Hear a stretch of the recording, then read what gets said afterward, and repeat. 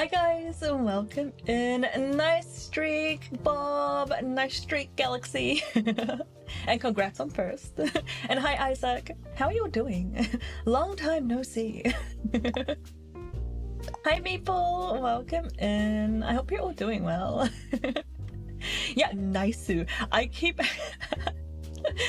saying Naisu. I think I mostly got it off Nabu, I think. Hi Monday, enjoy your lurk. Hope you're doing well. Have you Holocane this cool streamer? Holocene this cool streamer named Silverum? No, who's that? They have a very similar name to mine. Sounds horrible. I know, gross, right? Yeah, autocorrect 07.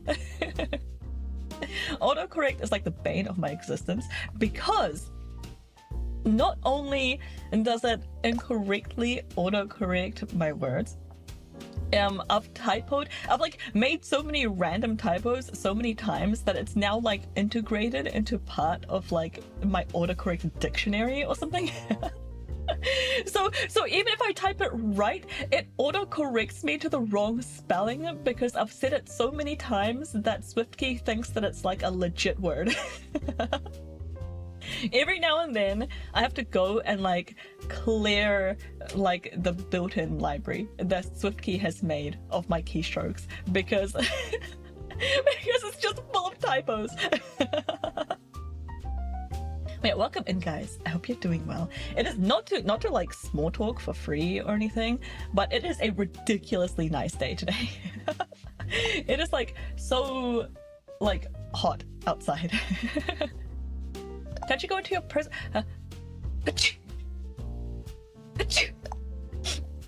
Thanks, Isaac. Ow! Why is it sending it over there? Hang on, wait. Okay, did that update? Hang on. Let me make sure. Okay, it's in the right place now. Nobody saw that. Your immersion is fine. Yeah, can't you go into your personal dictionary and delete some words? You can, but like I never notice like what the words are until it happens. And there's so many random ones. Mel, welcome in everyone. Welcome in Holocene Raiders. You were doing was it knitting or crochet? I can't remember which it was. I was like very low-key lurking while I was sitting out for my stream. How was your stream, Melody? Welcome. Oh, you did both? No way. Were you making like two different things? Thank you so much for the follow, Spy. Welcome in. And welcome in Alan and Twee and Melody, of course. And Crystal, welcome in everyone. I hope you had a wonderful stream. And I hope everyone's been enjoying the raid train. This is my first time in a raid train. I'm like a little bit nervous. Yeah, welcome in. I was crocheting for a bit, the red thing, and then I was knitting for a bit, the blue thing. Oh, what were you making? I have a hat on the hook and a blanket on the needles. Oh, fun! I usually do it the other way around. Whenever I'm making a hat, I use like I do knitting. But whenever I'm making like things like a blanket, which is not very often, it's usually crochet.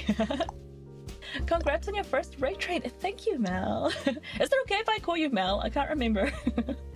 Please just like slap me if I say something wrong. Yeah, so many people. Yeah, welcome in, guys. Thank you for the intro, Bob. Oh yeah, I should introduce myself. Hi, I'm Sil. I am another member of the wonderful team Holocene, and I'm an autistic variety streamer here on Twitch.tv, and I play all sorts of random games. Like seriously, we are all over the place. I think I played like 85 games in 2024 or something, like different games. You're slightly quieter than usual for what it's worth. Oh really? Hang on, wait. How's this? I think my mic was a little bit further away than usual. Stop like with flower power. No. No more pedals, please. I have allergies. Yeah, that's fine. Oh, awesome. Thank you, Melody. I hope you had a wonderful stream, and I hope your projects are coming along nicely. Thanks so much for bringing everyone over. I hope you're enjoying the raid train, and please feel free to sneak off, lurk, do some self-care, rest up, rest those hands, give them a stretch. Thanks for taking my crew. Of course, I'm sure they're a wonderful crew. Yeah, welcome in, everyone. Okay, wait, if we're talking about crochet, I feel like I need to shout out another member of the Holocene team who is like obviously my people. If you're not already following Melody, please do so. But Raindrop Races is also another person that does like really cool like crochet and knitting stuff. So you guys should drop her a follow as well. Wait, let me make sure that I'm getting the underscores in her name right. Raindrop. Okay, I did get it right. I'll be lurking. Yes, enjoy your lurk. Thanks so much for popping in. I hope you rest up. Yeah, gonna shake off the streaming numbers. Oh my god, right? It's such a thing. I feel like I'm okay like when I'm streaming, but like right before I go live, I'm like a ball of anxiety, and then like right after I end stream, I'm like, what the hell just happened? What did I just do? Did all those people hear me like saying all this dumb stuff? And then I lay awake at night and I'm like, why did I say that?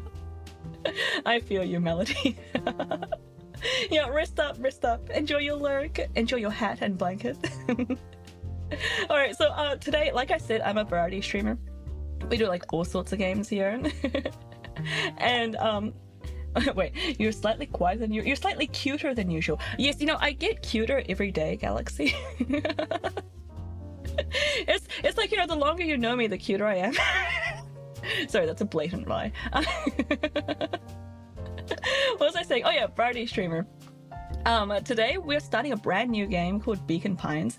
I've heard quite a few good things about 30 Wheel Drift. Welcome in. Thank you so much for the follow. Everyone, I hope you enjoy your time here in the library. Yeah, today we're starting a brand new game called Beacon Pines, and I have deliberately like avoided any information about this game except that it's good and that it has been like recommended to me by like multiple people. So I have no idea what I'm in for. Yeah, thanks for the lurk, Galaxy. Enjoy your lurk. Why did you say that, Cyril? I can't believe you told us. Oh, you gatekeep pictures of your dog. Oh yeah, I still haven't sent any pictures of my dog, have I? Do I have any handy? Did I show you any? Wait. Did I actually send them? My memory is so bad. Somebody remind me after stream. I don't think I have any handy on my computer right now. I'd have to like dig through Google Photos or something. I don't know what I'm in for, but let's go. Yeah, neither do I. Let's go. So this is like right at the start of the game. The game doesn't have like a title screen or anything, so it just like jumped me into the game and started narrating. So we're just on the pause screen right now. I really don't know what to expect here. I'm also playing with controller. I hope that's alright. Oh yay, the color change worked. Thanks for the cursed glasses color. Okay, oh, by the way, like I said, I'm autistic. And I try to, oh my god. Thanks for the redeem, Bob. We're about to be tiny. Like I said, I'm an autistic streamer. I try to keep my streams pretty friendly for other neurodiverse folk, so I'm going to be avoiding talking over the dialogue. And so I'll probably pause the game a lot. If I need to say something, I'll either pause the game or like talk in the chat. Bye, have a great stream. Bye, Bob. I'm assuming that you're working. Enjoy work if you can.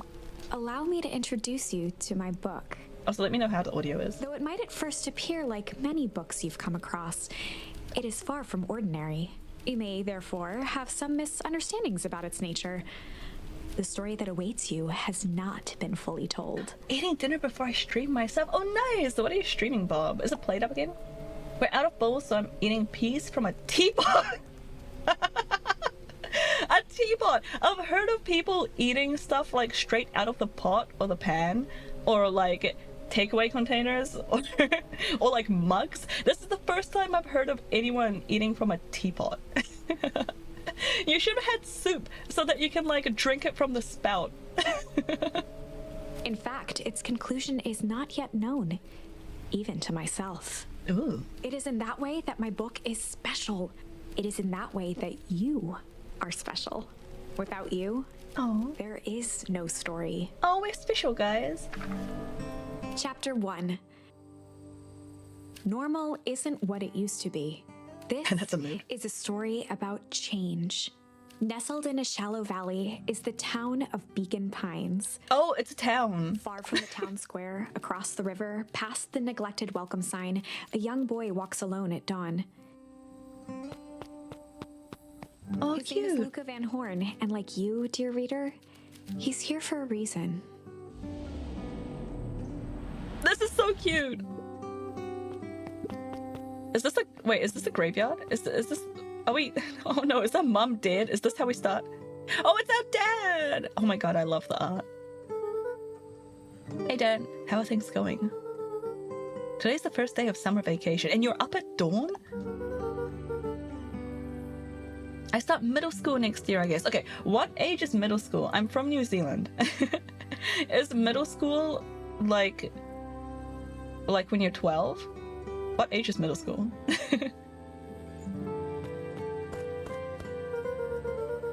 I was 6 years old when you died. It's been 6 years now. About 12? Oh, thank you, Isaac. From here on out, you have been gone longer than you were here. Oh, it feels like that should mean something. Mom always said that this tree was your favorite spot in the world. Me too. He's crying. Look at the tears. Hey, Luca. I knew I'd find you here. Rollo was Luca's closest friend. He possessed many fine qualities, but subtlety was not one of them. Just like me! Well, after I banged on your door until your gran answered. And after I checked the pond. And climbed up the treasure house. Hi, Jessie. Welcome in. Thanks for the burb. Then I knew I'd find you here. Rollo finally noticed the tears welling in his friend's eyes, and the flowers on the grave. Oh. Yeah, right.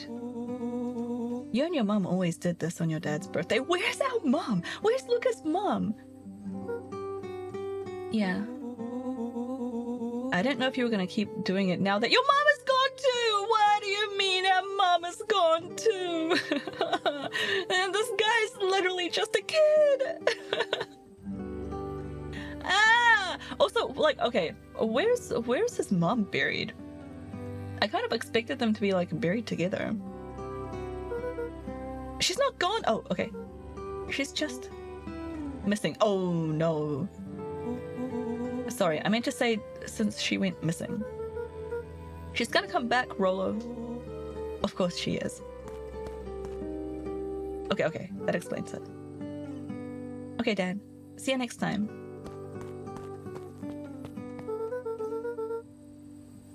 I think I'm ready to get out of here. Sure, lead the way. I guess there's only one way. Do I need to, like, investigate anything? Is this one of those games where I get rewarded for poking my nose into everything? Probably not, right? Okay. Oh, pretty! Oh.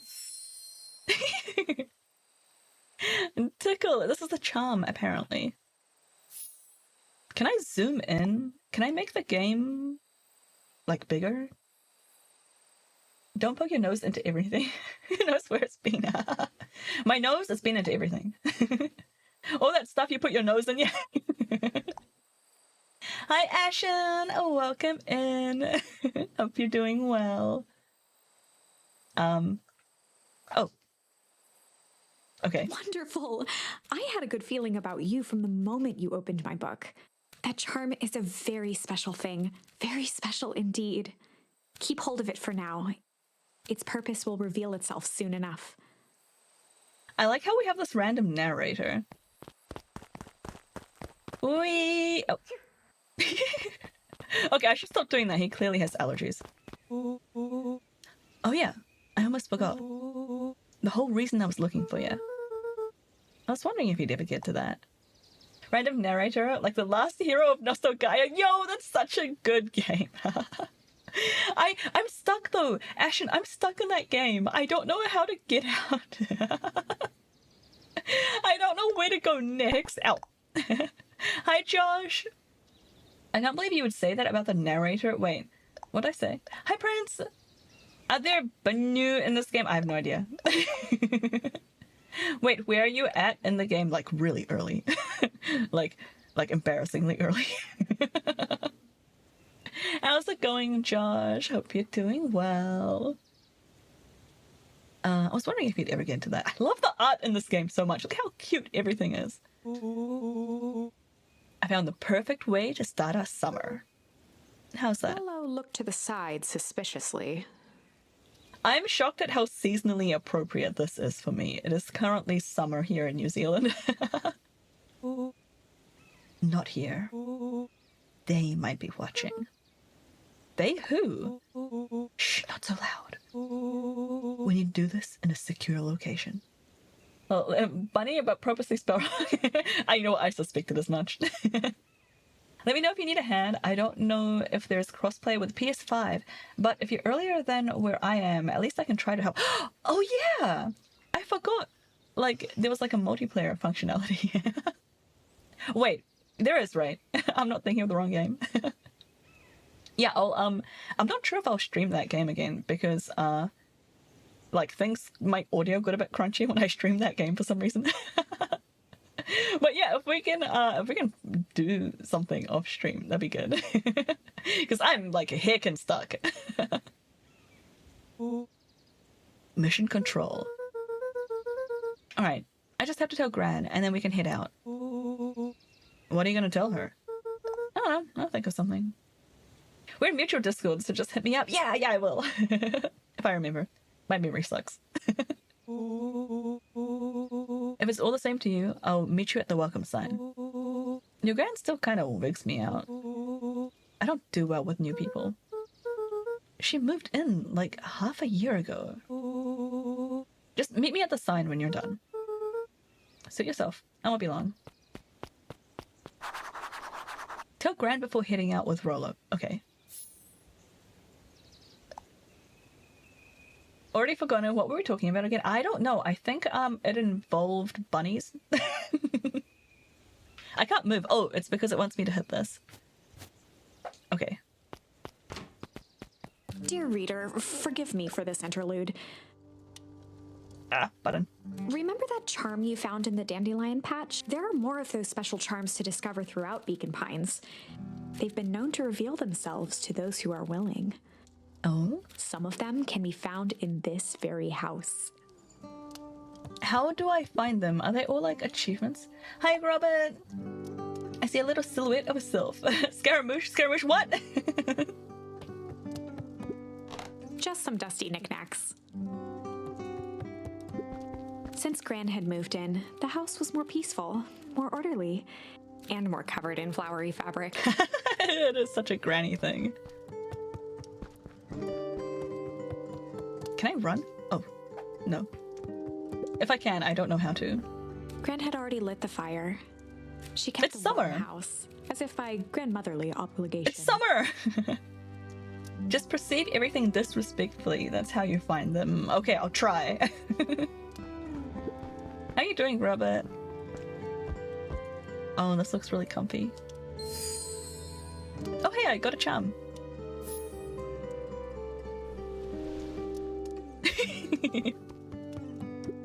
This is a very One charming of his father's game. old stethoscopes.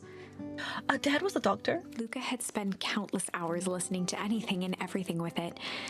My mom's a nurse, and I used to do this when I was a kid too. She had some stethoscopes. Not for years, though.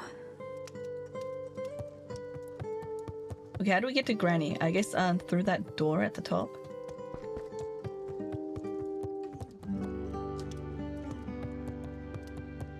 Maybe she's out the back. An array of prepared meals crowded the refrigerator, I wish my fridge was like each that. labeled with the day of the week. pair of dull scissors, a broken can opener, a mostly empty bottle of glue, and some loose string. Okay, that's what my drawer actually is like.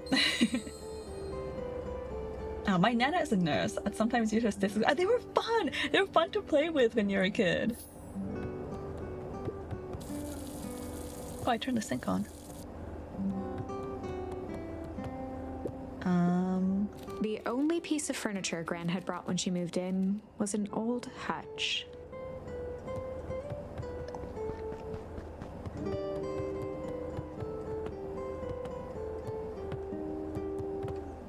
Okay, A is just the button to jump. Got it. Oh my, this is quite exciting. I am now certain that you are the one I've been waiting for all these years. Years? You'll recall I was a bit coy regarding the use of charms earlier. Excuse me, I tend to have a flair for the dramatic. You are about to encounter your first turning point. There are certain times in this tale when everything hinges on a single word. Oh, the pressure! Step forth, dear reader. Oh no, I'm Young scared. Luca would spend hours hiding in the bushes, waiting for a chance to jump out and startle his mother. Oh, She always enjoyed humoring him by feigning terror. oops, I cut her off. Is there anything else to look at? I'm kind of delaying the inevitable. A sturdy old wheelbarrow. This decision would drastically change the story. No! What if I picked the wrong Beginner's thing? Guide to Gardening laid open on the bench. Yo, Grant does not look like a beginner. Unless she's just taking over our mom.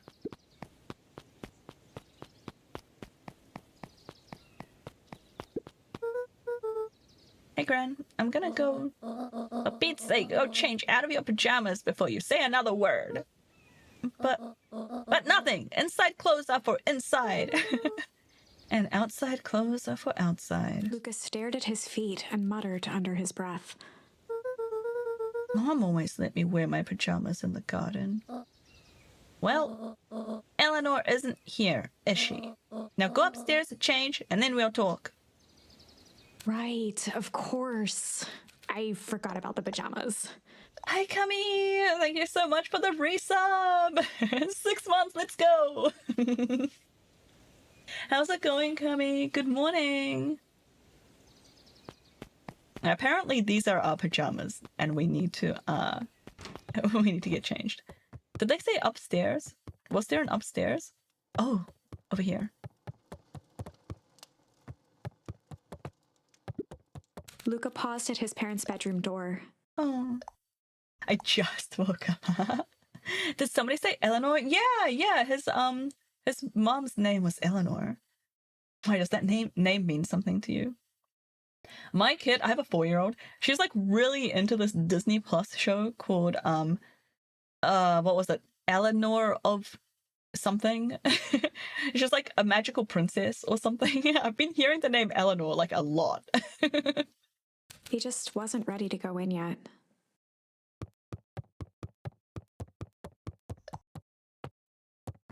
I know the show, I just forgot the title. Avalon? Yeah, that oh wait, is it Eleanor of Avalon? I don't know. Maybe. Something like that. Gran had commandeered the upstairs closet when she moved in. Some things need shelter from a young boy's mischief, she said.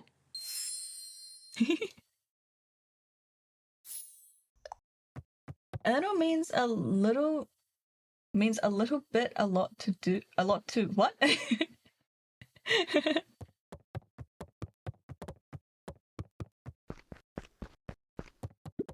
Gran's bed was undisturbed. Luca didn't mind that she had a habit of falling asleep in front of the fireplace. That's what my mom did too. Avalon, yeah, that sounds right. Nice detective work, Isaac. It meant that he could read late into the night. Now we have another reader.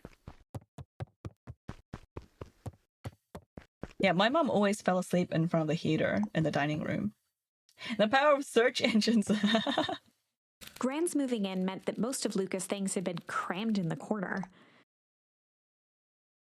Which was invested into me, the power of search engines. Yeah. They're getting like worse and worse. Luca was somewhat annoyed by the situation. Remember when Google used to actually be good? And let's go to go because it's a little chilly over here. Oh. Luca tossed on his favorite old sweater. Even though it was the first day of summer, a chill still hung in the air. Oh.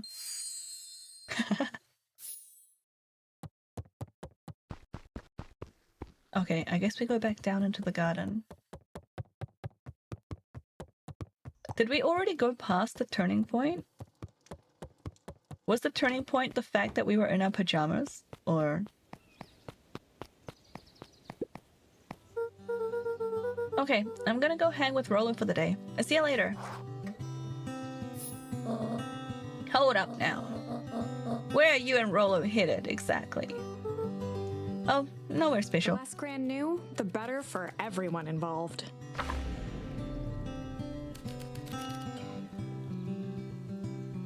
We're gonna go something for the day. Oh, cool! So, we can use the charms to, like, fill in the words on the story. Okay, let's say, chill. We're gonna go chill for the day. We were just gonna go chill for the day. The best lies are built on truth. You boys are always in a hurry to do nothing. We stick to what we're good at. Oh, make sure you're done chilling in time for supper. Easy. Impressive. You've managed to navigate your first turning point without too much of a mess. That is the Yippee. power of charms.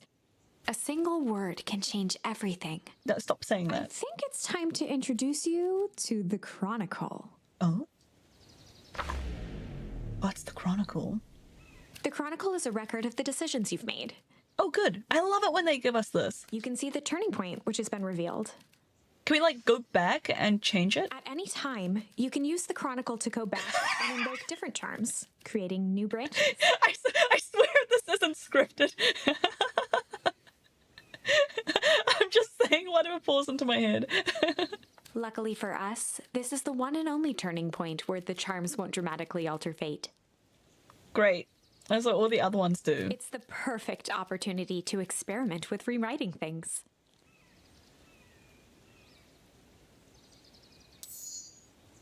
A grand jury.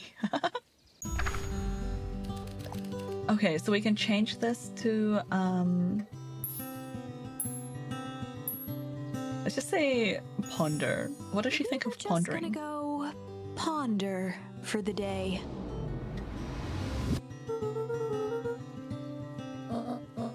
Oh, really? What are you boys going to ponder on such a lovely day, exactly? This was Luca's chance to sell his alibi. You know, big stuff, small stuff, medium, mostly medium pondering. Nailed it. Totally nailed it. Well, make sure you don't overburden yourself with a preponderance of pondering. Huh? Oh, forget it. Off with you now. Cool. Okay, so what does the back button do? Oh, okay, it just takes me back, duh. I was like, is there another page for me to open? Hi, Jet, and welcome in. I hope you're doing well. Okay, I'm gonna change this back to chill because I was pretty happy with that. We're just gonna go chill for the day. That was a much nicer sounding conversation we had. The best lies are built on truth. I'm not gonna reread this old because we just read it. It be snowing! I'm glad you're doing okay. Not, I hope it's a fun level of snow and not like a, oh my god, I have to do so much work and it's super dangerous level of snow. Are you gonna build a snowman? Easy. Okay. I haven't built a snowman in so long. Oh, and Luca.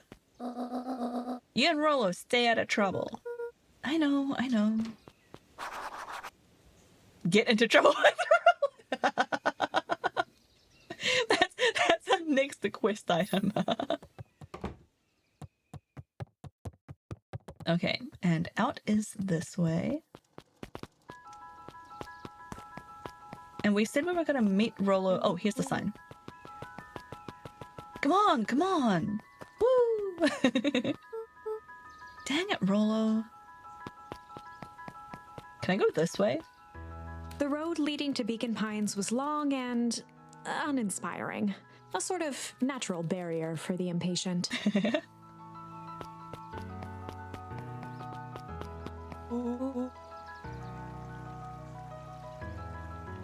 You know the drill.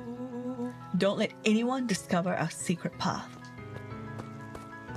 It's just walking backwards. Chapter 2. Welcome to Beacon Pines. For many years, this valley had been a small mining outpost. It wasn't until Sharper Valentine built his fertilizer company that Beacon Pines was established. Over the next 30 years, the town had grown and prospered. Wait, so this town is here because of fertilizer company? It's literally a town built on poop. Is this what I'm hearing? Until the foul harvest and his sudden death. Oh no. In the 6 years since, everyone was simply trying to get by. Wait, 6 years ago? That's when our dad died, right?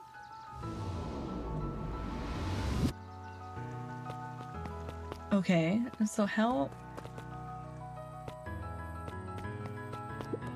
Am I supposed to... Hey, Jitson. Is the line playing any tunes today? No bites this morning, I'm afraid. Come to think of it, can't remember the last time I reeled one in. I'm sorry, I gotta be right back. Yeah. And see you soon. But hey, it was never about the catch. And this is where I come to think. Yeah, that's what my dad used to do here. And that reminds me, if you ever want his chair back, I've taken to standing recently. Keeps me from falling asleep at the wheel. If you don't mind, I think I should stay. Not at all. An empty chair makes for a great listener. Cute. Whenever Luca saw his dad's chair by the pond, it reminded him of the days they'd pack up a couple of sandwiches and fish until sundown. I've never gone fishing. Not properly. Oh, like we have a memory. We're like in a flashback. Luca opened the tackle box and picked the perfect bait.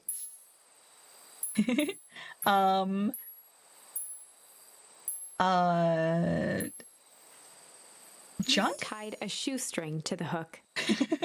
What fish could resist a nice shoestring? Give it a good cast now. Okay, Dad.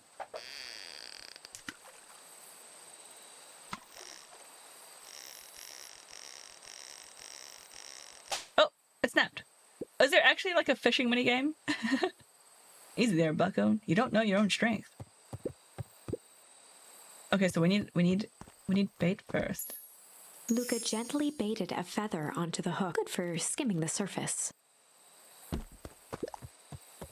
I've been fishing a few times, never caught anything that I recall.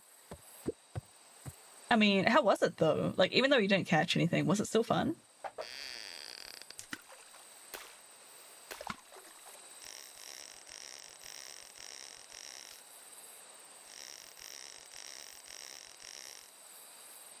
Am I gonna catch anything? Oh! Rubber ducky! I was a kid, so I thought it was boring. Fair enough. Well, I'll be switched. It's your old rubber ducky. What's that doing in there? You're just a little drooling ball of fur when you lost that. Cried for days. Aww. I told you to turn up. Me. The art is really nice. I know! Isn't it gorgeous? I love the art.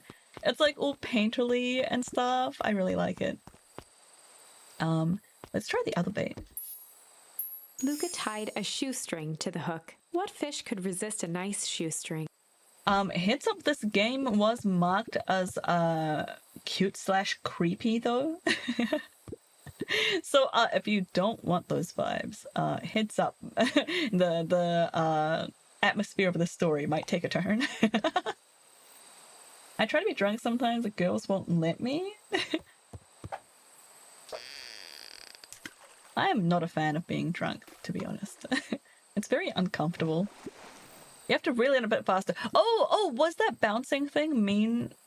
I guess like when it bounced, it means that the... Oh wait, no, not that one. Damn it. Good for skimming this. I wanted the other one. This one. Luca tied a shoestring to the hook. What fish could resist? Okay, so then I wait for it to bounce. And then now I can reel it in.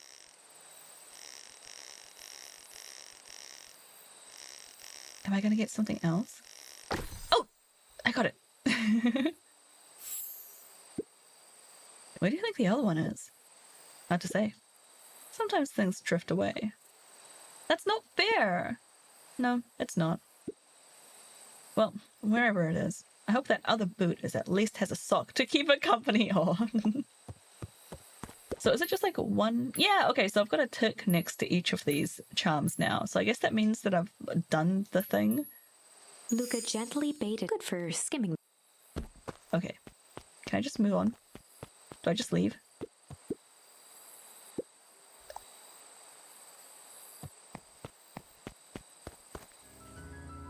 Did you just start this game during the stream? I did! Yeah, this is stream 1 of Beacon Pines. I'm not sure how long it takes to complete. I have looked up so little information about this game. Mission control. Authorized personnel only. But Rolo said that the path to our mission control secret base should be secret and nobody should know about it. But then he put a sign out in the front. I wonder if it's going to be super cutesy to full Doki Doki. Yeah, I don't know. I probably won't reach Doki Doki levels. Because, I don't know. I'm just not getting those vibes. Melody, thank you so much for the follow. Welcome to the library. Okay, we just went straight in. I was kind of meaning to explore a bit first. After Luca's father had passed. Oh, whoops, meant to do Yo, it's so easy to do that on Twitch. I swear. I swear half the time I show up to a channel and I'm like, oh, that's weird. Why didn't I get notified of, this person going live? It's weird I didn't notice it happening. And, it's just because I haven't followed them. It's happened so many times. Rolo became obsessed with them building their own Hank atomic star scraper. It was some time before Luca realized it was Rolo's way of keeping him occupied. Oh, that's so nice. What a good friend. Yeah, I was trying to check if you were live by looking for your profile picture in my follows list. And I wasn't there yet. I have an entire tab of bookmarks of streams I should have followed that I need to find a sneaky way to actually follow. You just need to do it. You just need to do it when they're offline if you don't want to get called out for it.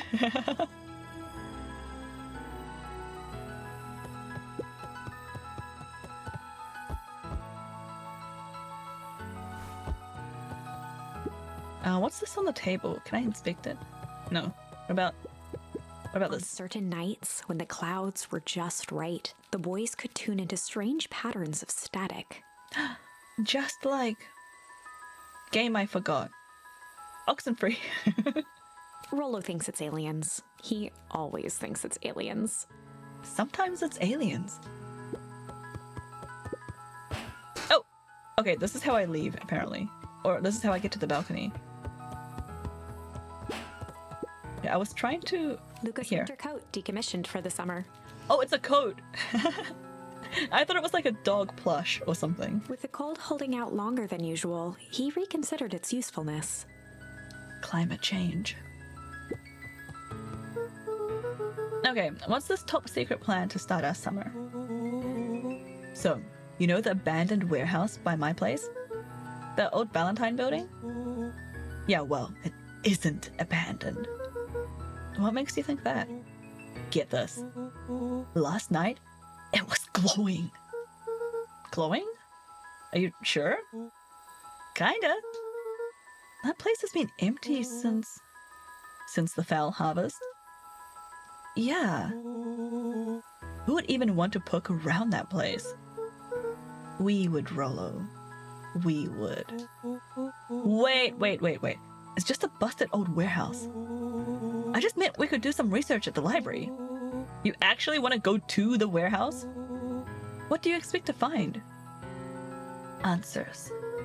My mom's out there somewhere, and it seems like everyone wants to pretend that she's gone for good or she's crying again. You don't have to come, Rollo, if you don't want to. Luca, remember that time I sort of accidentally burned down the chicken coop? And you jumped in and said it was your fault before my pa throttled me? This is a flaming chicken coop sort of deal. I've got your back. Oh, they're such good friends! This really reminds me of something specific, but I cannot remember and it's driving me insane. Oh no. Can you remember anything else about that thing? What about the chickens though? I hope they're okay. Hopefully it was like a free range chicken situation. Too early to know anything. Yeah, maybe everyone just had KFC that day. What happens to eggs if they're caught in a fire? Do they explode like if you put them in the microwave, do you think?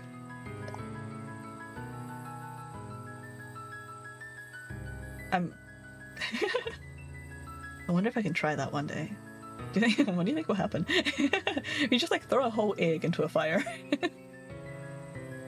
I've got your back. Thanks, Rollo. Now that I think about it, poking around a decrepit fertilizer warehouse is exactly how I wanted to spend the first day of summer. Is that how they discovered scrambled eggs? I am of the firm belief that scrambled eggs were discovered by people trying to make an omelette. Or like any other kind of egg dish.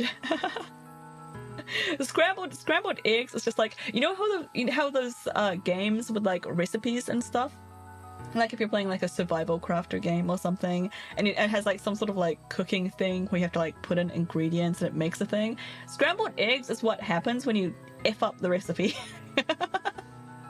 It's like if you're trying to make an omelet and you get the ingredients or something slightly wrong, and the game is like, wah, wah, scrambled eggs. That's that's what scrambled eggs is. Having said that, I do actually enjoy scrambled eggs. This isn't me pooping all over scrambled eggs. I'm just telling you, that's how it's made, man. Okay, so we're supposed to go to get into trouble with Rollo. Okay, so we're going to. Oh, here he is. Or maybe I should like talk to some other people in town while I'm here. Scrambled eggs really is the sad trombone sounds of breakfast. Yeah. Hey, Mr. Kerr. Hey there, pal. William Kerr was the CEO of Perennial Harvest Shoot him. Company. He had become a fixture around town over the past few years. After the failing of Valentine fertilizer, the town was hungry to welcome a new source of employment. Excited for the big festival? Oh, sure. What do we do to CEOs? You know what we do to CEOs around here. Oh, come on now. When I was your age, there was nothing more exciting than a town festival. The food, the music, the dancing. Sounds pretty alright. You're gosh dang right it is. I'm looking forward to letting off some steam myself. Make sure to invite all of your little friends. I couldn't keep Rollo away if I tried. Excellent. Sorry, Luca, I gotta get back to the proverbial grindstone. Our harvest awaits and all that. Who now? The left side's a little low.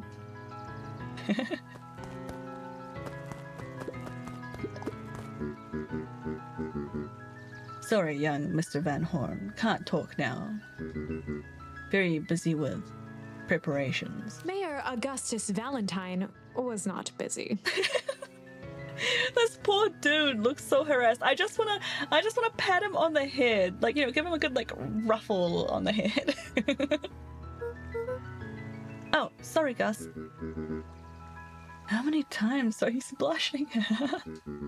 It's Mayor Flustered, Gus instinctively loosened his tie. This poor dude. Keep up the good work. I must briefly attend to a concerned citizen. Okay, I can't move. Oh, here we go. It's nothing, keep at it. Alright, what can the mayor of Beacon Pines do for you today? Oh, just saying hi, I guess. Well, good day to you too, young Mr. Van Horn. I love the art in this game so much, it's gorgeous. You're gonna hear me say this like 50 times in this stream, I hope you're prepared. Hey, Mr. Sinclair. Mr. Sinclair continued snoring and lifted one eyelid just enough to see who it was. A tactic he often used to avoid undesirable conversation. I should start doing that. Yo-ho, Mr. Sinclair. Bah, don't you see me sleeping, boy? How's the napping today? Crummy as always. Used to have a perfectly nice view from here.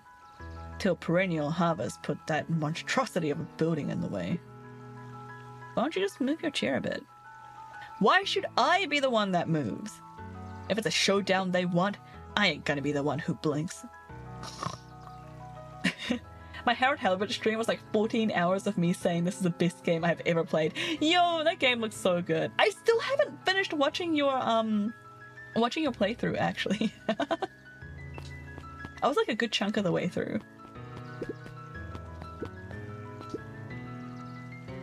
Come on, Andy, grab his wallet. I'm sorry, Iggy, I can't. Do it or we pound ya.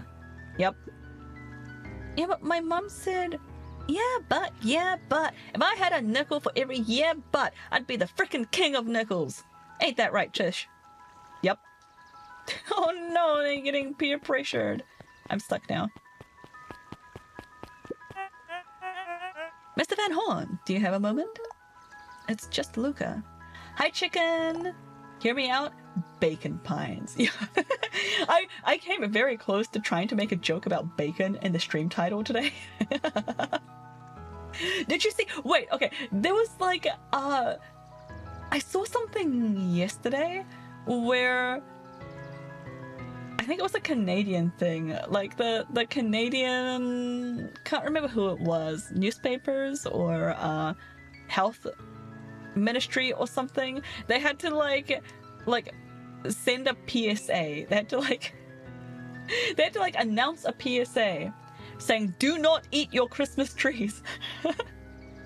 Because somebody, it was like some like social media thing or something, like putting putting the pines from like their Christmas trees like into things. Hi, Red! Yeah, a business Red Panda. Doesn't this Red Panda look swag? What else are we supposed to do? You keep them for next year. Welcome in, Red. I hope you're doing well. It's just Luca. Golly, I'm sorry. It's my first week at Perennial Harvest. He pulled a pen from the pocket of his sweater vest and began to frantically jot something down on a clipboard. Wonderful. It won't happen again. This is me. This is me. This is what I do. You guys know why I like having like online interactions so much more than interactions in person? It's so I can take notes. If you say like, you know, just a random part of conversation like, oh, I really like blueberry pie, I'm writing it down. I have opened Notepad and I have scribbled down Red likes blueberry pie. I have a section in the app I use is called Workflowy. I carries an actual clipboard. I wish. I've always wanted a clipboard. I never actually had one though. But yeah, I have a section on my Workflowy, like it's like kind of a mixture of like bullet point note taking and like to-do list app. And just where I keep like notes, things like that. And I was showing something else to Alex, and he saw it up on my screen, and he was like, "What is squints? What's TISM files?" And I was like, "Oh, that's my autistic notes."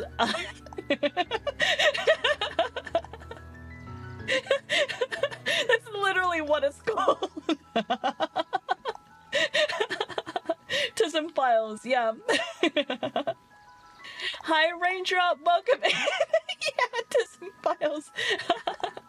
Right, I need to write down that Isaac likes strawberries. Hang on. Isaac loves strawberries. Full stop. Save.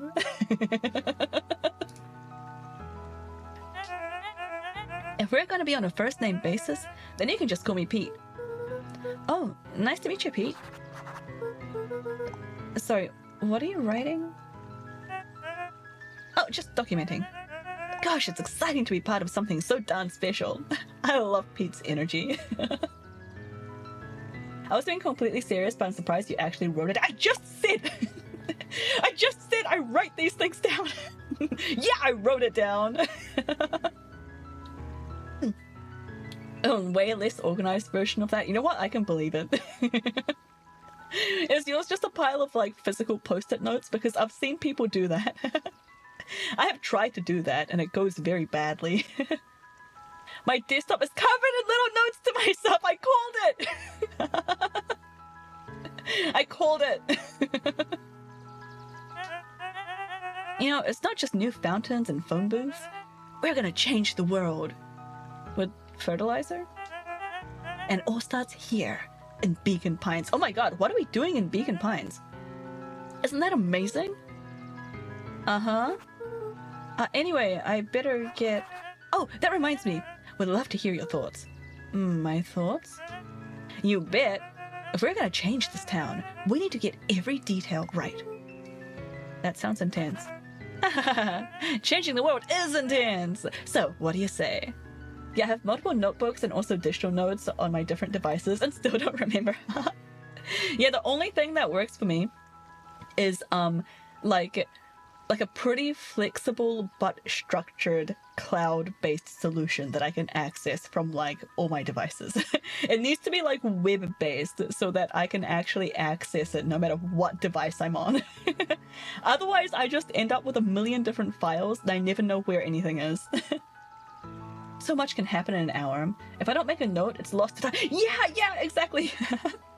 I've been using the Todoist app for like reminders that like Alex and I both need access to.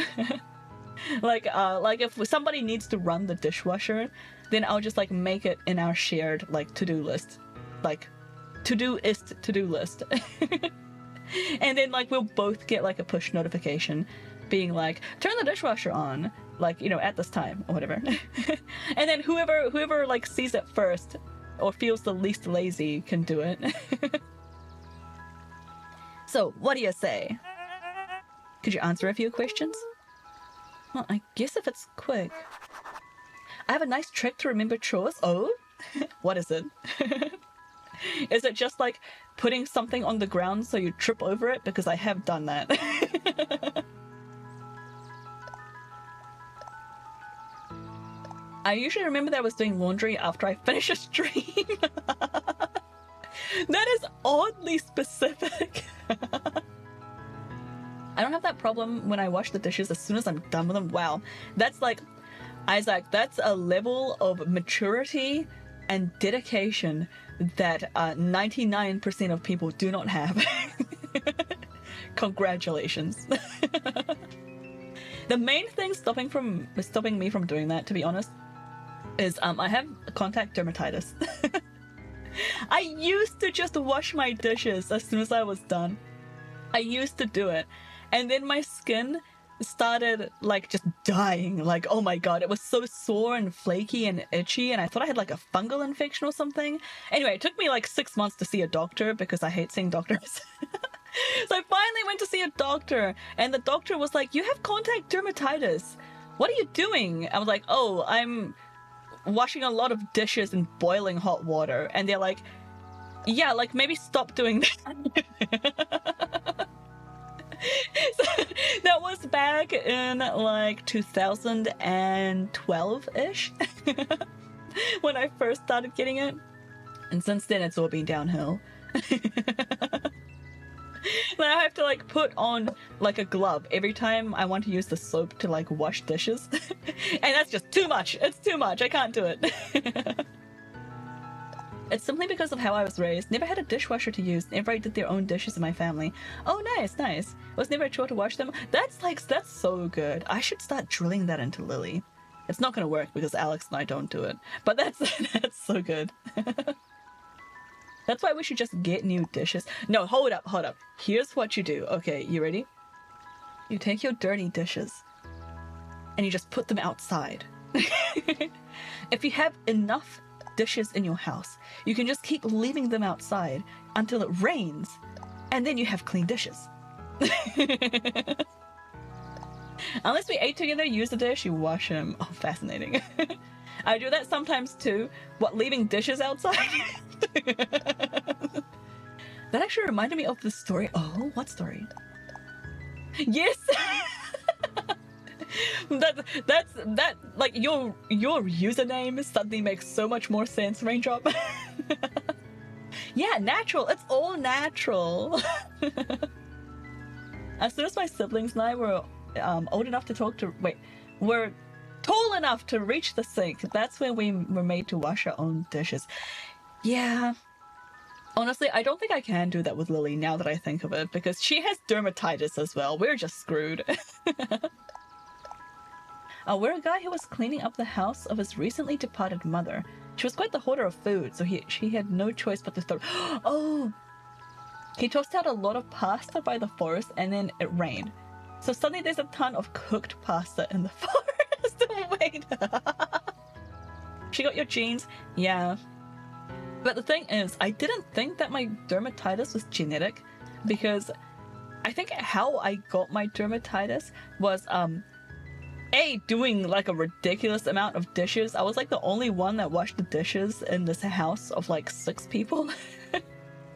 And I used like really hot water for it, so I'm sure that didn't help.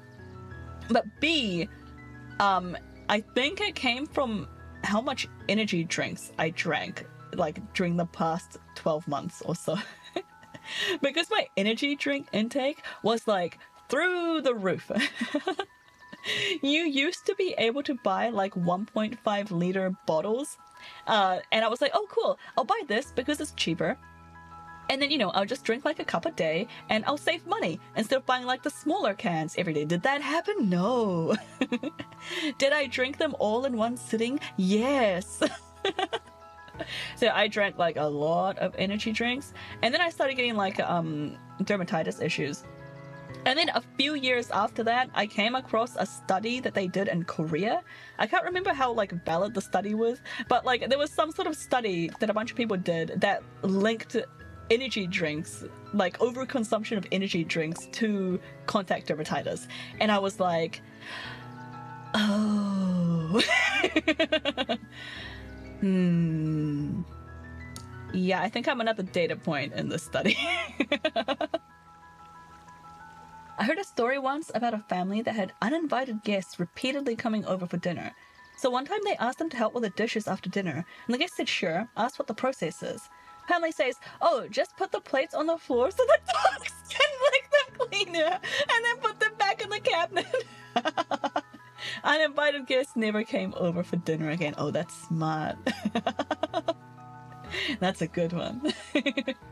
Can't believe this, still. You have to drink water. Alright, hang on. I'll take a sip of water right now. It's a free hydrate. Hi, Xiaorai!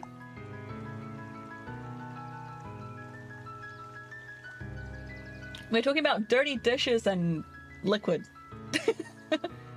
I'm going to have to tell someone about that site to try and get them to drink less energy drinks. Yeah, see if you can find it. This was like years ago, and I just saw it in passing. I didn't really take a note of the study. Maybe you can Google it, or like find it in an academic journal or something.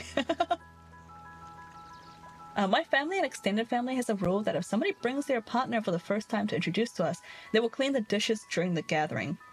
That's like, I feel like that's always a good litmus test.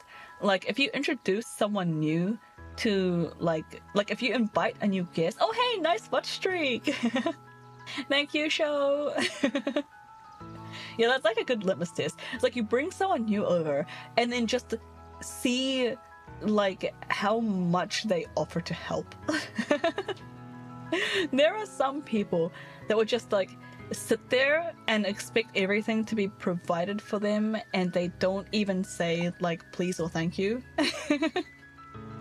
And then there's other people that will like try to excessively help, and you have to basically like chase them out of the kitchen with a broom. Like it's always interesting to see where people fall on that scale. If they break a plate, we break their heart. Oh, you know what? Good policy. Seems like a fair trade. All right, wonderful. What were we talking about? Oh, we got talked into taking a survey or something. Open to answering a few quick questions. One down. See, it's not that hard, is it?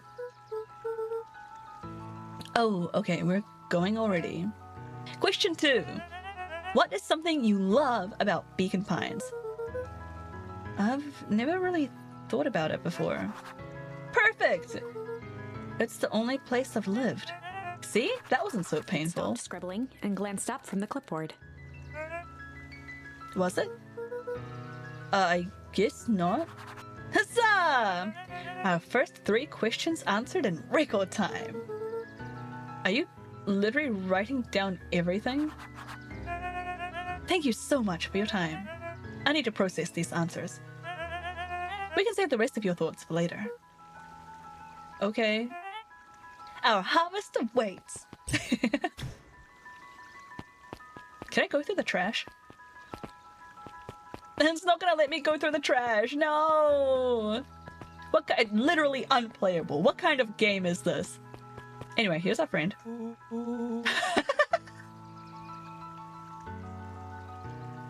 I'm just catching my breath a bit. Go on, I'll catch up. The walking sounds is 10,000 out of 10. Yeah, the like audio in this game is just good. Have you ever considered you might find a Trubbish in the trash? Why do you think I'm looking? That's my goal in life. Hey, Mrs. Nelson. Morning, Luca. Any big plans for the summer? Not really. Heard anything about the old fertilizer warehouse? Any strange happenings? Can't say I have. Either way, a dusty old warehouse is no place for a young boy. You be safe now. Yes, ma'am. You want the trash Pokemon? I mean, don't you want any Pokemon? I want a Pokemon. Don't you want a Pokemon? If it's the easiest one to find. Near the fountain. Too absorbed in a book to be distracted. The two wandered down the wooded path, unaware of the danger ahead. Oh, this is getting good. Cute. I'm sure you don't want just any Pokemon. Okay, but like, if I go out tomorrow and find a Pokemon in the trash, I'd be pretty psyched. Like, sure, I would love, like, other Pokemon too. Trubbish isn't my favorite, but... I could do without the Animal Crossing-esque voices, but I'm loving the art. Oh, I can turn that down if you like. They're like right here. Text volume. Here you go. Maybe I'll just... Yeah, I'll just turn it off. Holden Wilder ran the local paper of record, the Beacon Beacon. The Beacon Beacon. Hey, Mr. Wilder. Morning, Luca. What's the day have in store for you? I was wondering if you heard any news about... News? The Beacon Beacon knows the news that needs knowing. Any news about the old fertilizer warehouse? Nope. Oh. Rollo thought he saw some lights there last night. Rollo ought to be careful poking around that part of town. The winds of change are blowing, and change is a dangerous animal. That was ominous. What the heck was that? Fair, but if you find a Shedinja, don't look at the holes in its back. Wait, why? Is this something about Pokemon lore that I'm not familiar with? Luca, just the fella I was looking for. Oh no, sounds like we're about to get roped into chores. Hey, Roxy, what's up? Oh, right. Rendezvous with Roxy. Yes, it's lore. What happens? Do I get turned into a ghost? This is an important turning point. Oh, The first time where your charms will change the course of fate. And currently, we only have one suitable charm at our disposal. Have no fear, we can always return later using the Chronicle once we find more charms. Well, now I'm just rambling. Where were we? Have you seen my blockhead brother today? He skipped out before breakfast. Well, not really, no. I can't say that I have. Can't say or won't say. Roxy, would I lie to you? I'm embarrassed that my Pokemon knowledge stops at red/blue. That's not an embarrassment, Kami. That's a badge of honor. It's believed that this Pokemon will steal the spirit of anyone peering into its hollow body from its back. Oh, cool. Part of one of the Dex entries. That's metal. Luca, wait up! I almost forgot to tell you. Roxy might be lurking around here. This is one of her favorite places to stand around and be useless. Rolo. So we need to make sure she doesn't spot us. Rolo. Why are you doing that turning thing with your body? What, you're not scared, are you? She's harmless. And a chump. And she's right around that corner, isn't she? We did get into trouble with Rolo. We can cross that off our list. My Pokemon knowledge starts and ends at Pokemon Go. Is Pokemon Go still a thing that people play? Like, I got pretty into it, but only for like 2 weeks. Maybe I should take another look at it. I think so. Maybe that'll motivate me to go like walking a bit more. I have way too much Pokemon knowledge. It stops with Sun and Moon though. I have not gotten as far as Sun and Moon, really. I played Sword and Shield. But I didn't finish it. I'm like halfway through Sword and Shield and then I just kinda like and then I don't know, ADHD'd or something. But I haven't played Sun and Moon. I haven't played most of the DS Pokemon games. Your friend and Nerissa were talking about the annual Go Fest or something. Oh, cute! There's an annual Go Fest. It's definitely got a bit of feature creep. They keep adding new mechanics to keep people engaged, and it's getting to be a lot. Oh, okay. You know what? That's actually kind of promising because back when I played, there was not much to do. It was pretty boring. Maybe I should take a look at the new features. I have bits here and there. Oh yeah, yeah. I've played I played Blue. I think I played most of Yellow. Blue is like the only Pokemon game I have actually completed, and that's because I was parallel playing it with somebody else. And I've played like 90% of Ruby, Sapphire, Emerald. You were a Blue kid? Oh, cool. Is that like your favorite one? Everybody else went for Red. Yeah, I think I may have played a little bit of Red. And I got stuck. I was a kid, right? So I got stuck like right at the start. I couldn't work out how to get past the Snorlax or something. And then I just like stayed in the starting area and I didn't have anything to do and I was bored and I was at a sleepover and my friend was asleep. So I had nothing to do except play this Pokemon game, except I was stuck and it was like 2004 or something. So I didn't have a smartphone. I didn't have like an app or anything to look up.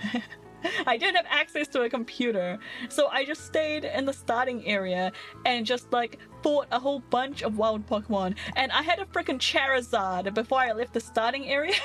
Because I was like bored and I couldn't get to sleep and I didn't know how to progress the game.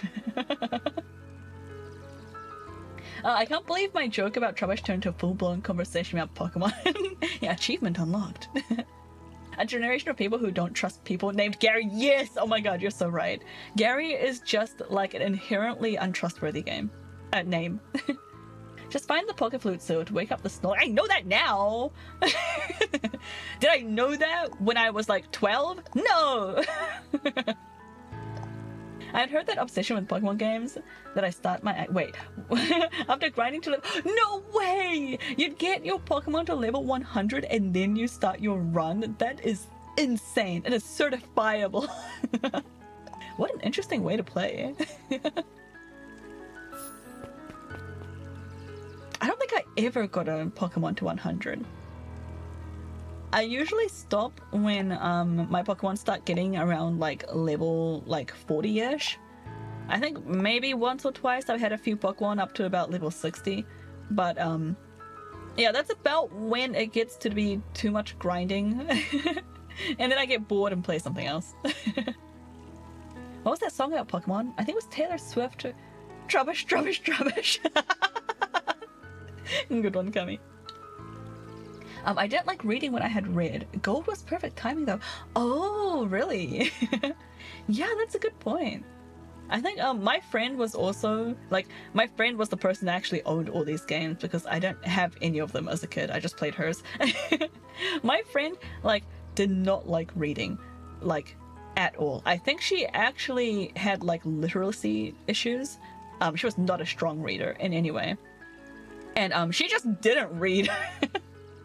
She just like pressed buttons in the game, only read when she got like stuck and she had to like stop and focus on the dialogue and be like, oh, so what does it want me to do? But she just like kind of like YOLO'd her way through the whole game.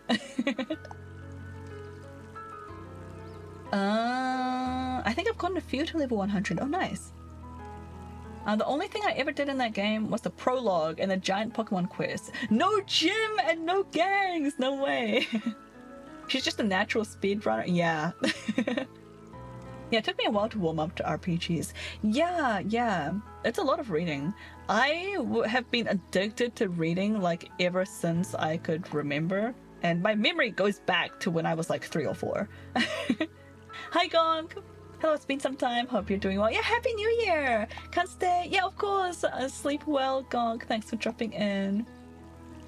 Let her play Disco Elysium. I don't think she'd be into Disco Elysium. Also, I haven't talked to her in like a decade at least.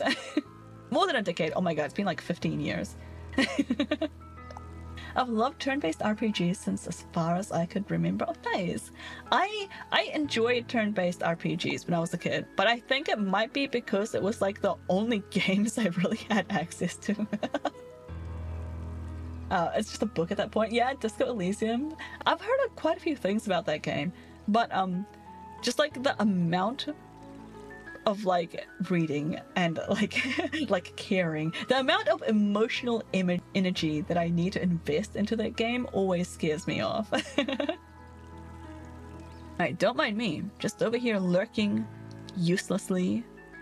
Oh, hey sis. Nice weather we're having, eh? I couldn't help but notice you snuck out this morning before breakfast. I wasn't hungry. Also, I couldn't help but notice your morning chores were left unchored. Roxy, I'm gonna live with you. I'm sick and tired of digging up carrots. We all gotta pick up the slack since the foul harvest. Almost every carrot I dig up is rotten. And the rest look like they were hit with Hank Atomic's Shrinko Ray. All the more reason to keep on digging. There's gotta be more to life than puny carrots. Hey, sometimes it's cold! Look, Roxy, Luca and I have places to be, so if you don't mind... Oh, I do mind. I'm not gonna catch hell again because of you. So either you march yourself home and harvest those carrots, or I haul you home myself. Oh no.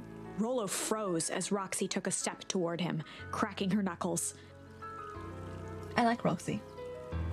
I really wish I could figure out what makes a game click for me. I know, me too! It just happens so rare, I wind up hyperfixating on the ones I do enjoy playing. That said, I could watch anyone play just about anything. Yeah, mood. Yeah, to the mines! Yeah, I feel like so often I look at the genres of a game, like I'd be, you know, like looking at the Steam page or something, and I'd like look at the tags, and it'll be like, oh, you know, it's like this genre and this genre and this. I'm like, probably not for me. And then like for whatever reason, like I end up playing it, and then I'm just like, oh my god, this game is great. Maybe I do like these genres. I did not think I would enjoy visual novels at all, but now I play one on stream like every single week. Yeah, why else would Minecraft be so popular? You're so right. Yeah, the children yearn for the mines. Luca knew he had one chance to save his friend from being dragged home. In the past, he found the best way to deal with an enraged Roxy was to be a little chill. It's the only charm that we have, and it's incorrect. Still, Phoenix Wright win. I don't know if I can play Phoenix Wright games because like the technical inaccuracy kind of drives me insane. Like, I don't think I could. I feel like I would just be filled with nerd rage every time they do like a fake lawyery thing. I don't know if I can handle Phoenix Wright. I really don't.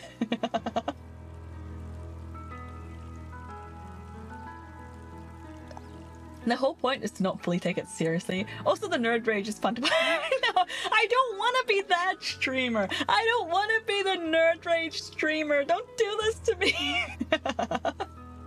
Oh, I didn't realize that was an unexpected appreciation. Yeah, it totally was.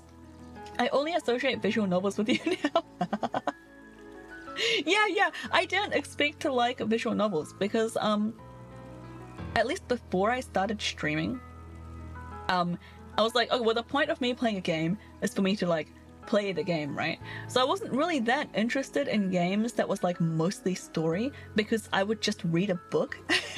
And usually the experiencing a story through a book is better, like for me personally, than it is like playing a game where I have to like half read and then like stop to like interact with random stuff. And then like the dialogue often comes through like a bit stilted or something.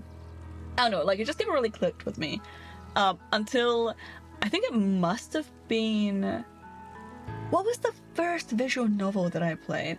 I think I played like one little visual novel like here on stream, and then I was like, wait, that was awesome.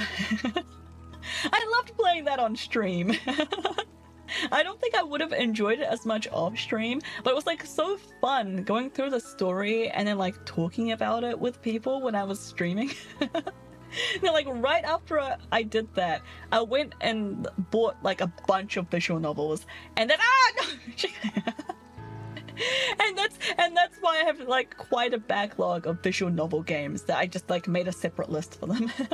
What about Rock Left? I don't know what Rock Left is. Rock is in the giant bird. Anyway. Chicken, thank you for the take a break redeem.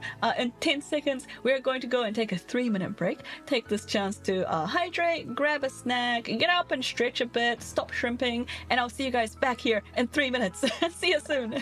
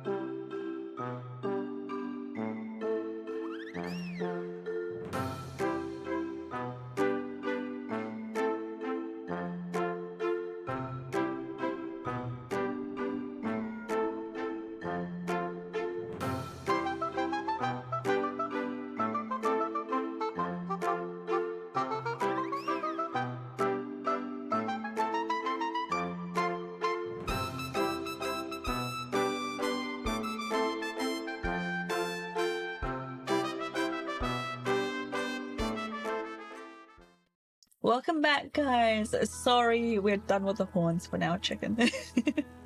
Welcome back. I hope you did a little self-care. We are about to go and select the clearly wrong word for this book, but we have no choice. In the past, he found the best way to deal with an enraged Roxy was to be a little chill. Come on, Roxy. It's the first day of summer. Sun's shining and we just want to take it easy. Oh, she's gonna hate this. Let's leave tomorrow's problems for tomorrow. That's great and all, but Rolo's problems have a way of becoming my problems. I was trying to find a Firefox version of this Chrome add-on. It makes all the Google searches set to pre-2023 AI garbage. Oh, that sounds like a fantastic add-on. And Pa always says, tomorrow's work is best left for yesterday. That's a pretty good saying. I hate it and love it at the same time.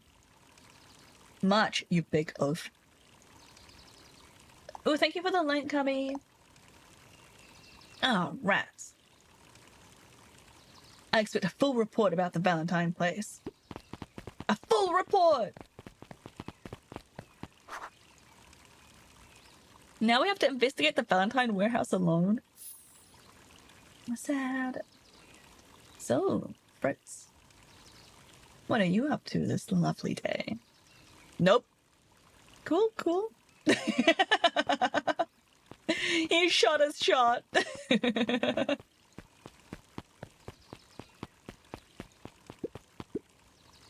Shopper Valentine, founder of Beacon Pines. Never underestimate what a great man can do given time. Shopper Valentine. A bit much, if you ask me. Indulgent.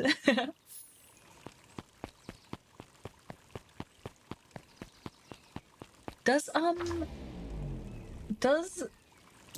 this view... Oh, okay, so this view will actually show us, oh, my throat's dying.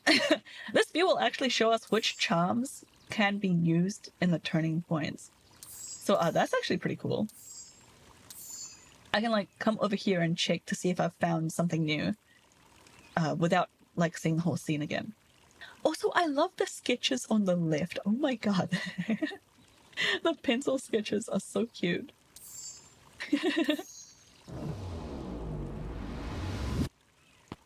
Okay, do we go, like, down or to the right?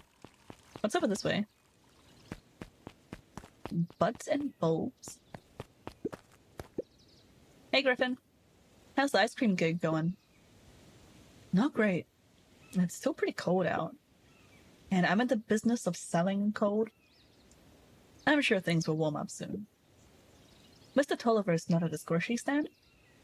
He's prepping for the festival, I guess. Gotcha.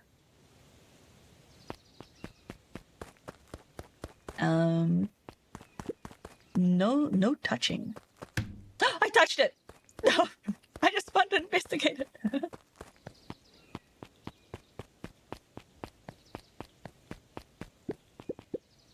Hey, Bert. Hi, Luca. I'm doing some fact-checking for the town history exhibit.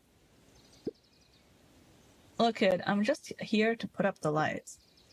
But did you know, when the town was founded, there were only 7 citizens? And they all worked for a mining company? And there was only one dirt road leading into town? And there still is only one road leading to town. Oh, right. Anything else to investigate? I was right with the mines? Yeah, you were! Okay, I think that's everything here. What's that sign? Last Chance Diner.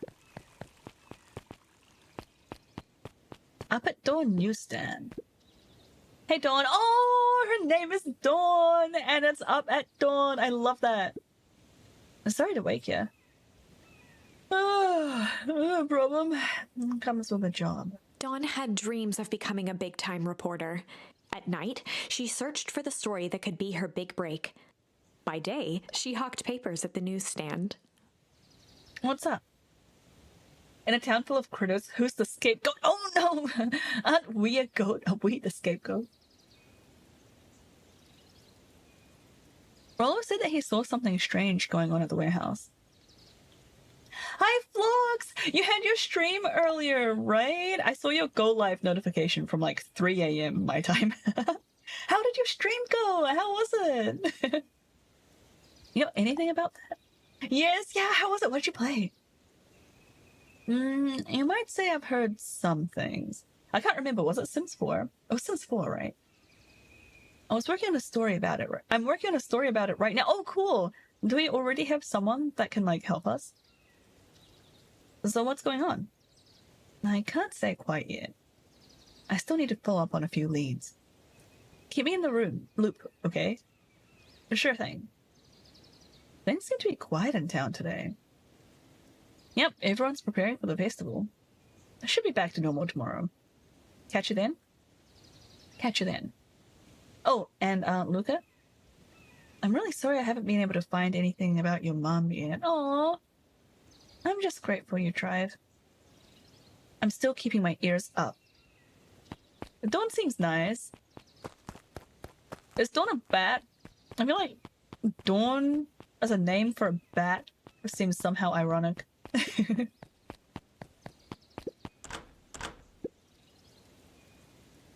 I guess Mrs. Fratelli is getting ready for the festival.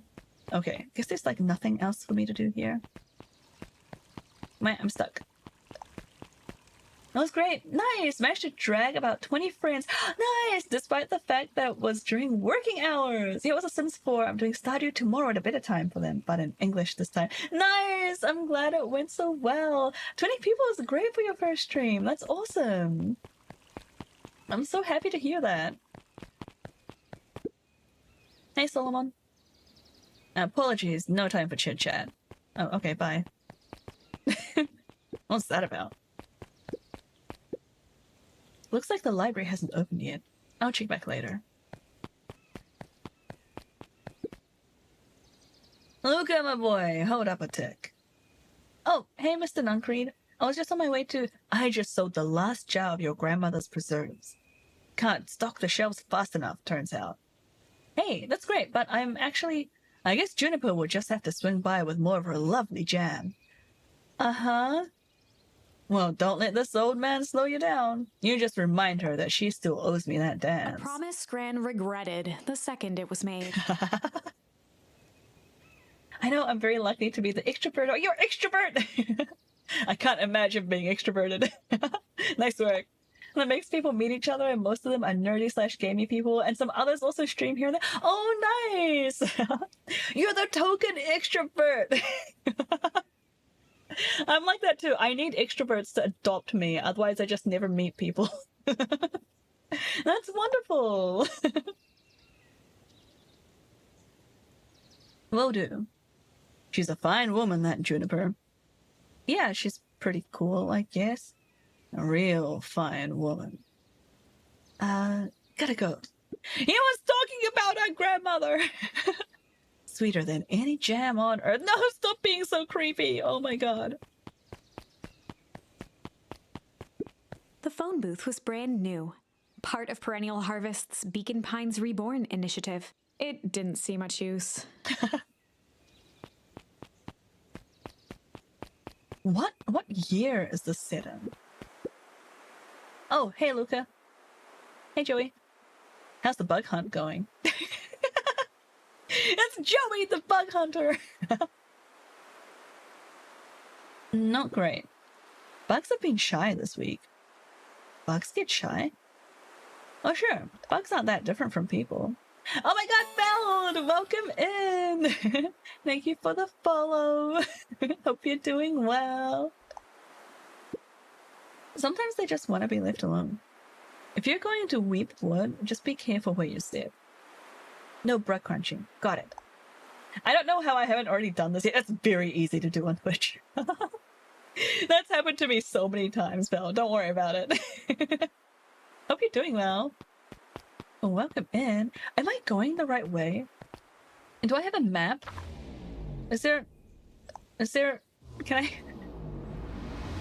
You are not big dumb. Shut up. You don't get to just come into this community and then insult one of my friends like that, okay? Where else am I supposed to go? Can I go this way? Was I okay, I probably am supposed to go this way. Luca peeked up at the beehive. It appeared to be deserted. That's strange. Now where did the bee go?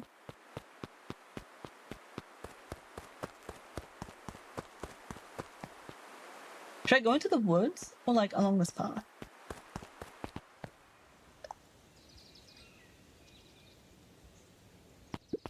After the foul harvest destroyed their wealth and reputation, the Valentines shuttered off their estate from the rest of town. Is this where I'm supposed to be going?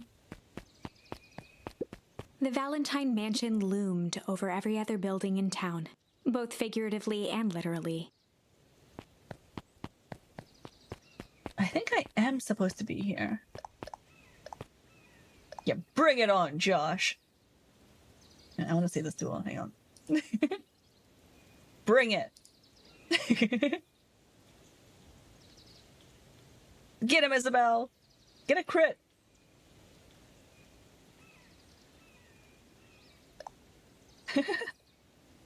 You can't bring Suzu's knife. You don't get to smuggle your own equipment. Oh no, I missed. Oh no. Oh no. Get him! Get him! No! What do you mean miss? No! GG. Good game. Well done.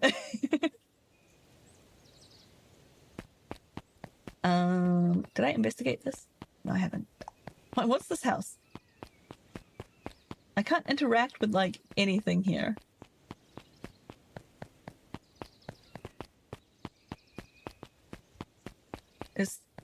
Okay, no, there's only this.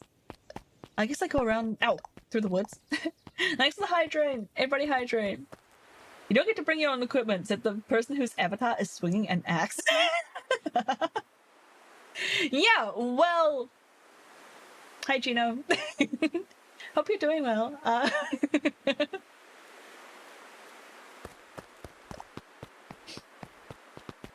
The path led into a small hollow at the edge of Weepwood. Okay, no turning back now. Caution. Electrified fence. Is that sign new? The fence thrummed with a gentle electric buzz. Okay, so what would Rolo do if he was here? I'm doing okay, tired from work and gym and lack of sleep. Congratulations on going to the gym anyway. I can never bring myself to exercise when I haven't had enough sleep. Want to say how though, and now I'm off to buy groceries. You get those groceries! I hope you find some good sales. Thanks for popping in. I hope you get some more rest this evening. Luca often asked himself what Rolo would do, so that he could rule out that option. I'm definitely not touching that thing. Can we just crawl in? What? Wait, what? Oh, I'm holding onto it. Can I throw it? As sparks flew from the fence, the light atop that section shut off. 2 bulbs remained. So I can disable it by throwing berries? One That's more to go. Yeah, it's fun to see that sleep deprivation wreak havoc on my heart rate during cardio. No way! You can see that? 20 beats per minute difference. No way! I had no idea. Got it! The fence's buzzing gave way to silence. Okay. Moment of truth. Why didn't we try to touch it? The old Valentine fertilizer building. Long abandoned, the warehouse once served as the industrial heart of Beacon Pines. Now it stood only as a reminder of things left behind. The dormant building showed strange signs of life. Okay, so Rolo wasn't exaggerating for once. Tachycardia fast or bradycardia slow, a super common side effect of sleep deprivation. No way! I had no idea! That makes sense though. What's going on here? There was only one way to find out. Wow, that smells awful. Too bad Rollo's not here. He'd have no problem poking around in there. There's like a cord coming out of the window. The hose emitted a subtle sound. It was actively draining some kind of liquid. Ew. Anywho, bear it back. Hope the raid train is going well. It is, thank you. Good luck to all of our Holocene friends. Yeah, Team Holocene, let's go.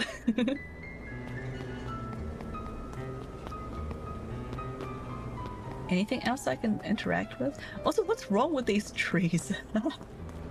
These are purple droopy trees. Don't look right. And thanks for the redeems. Locked. Luca thought he heard faint sounds coming from the other side of the door. He pressed his ear against the cold metal to hear better. A zipper? The Footsteps? sound of footsteps grew louder. Oh my god, hide. Hide! Hide! Hide! Hello?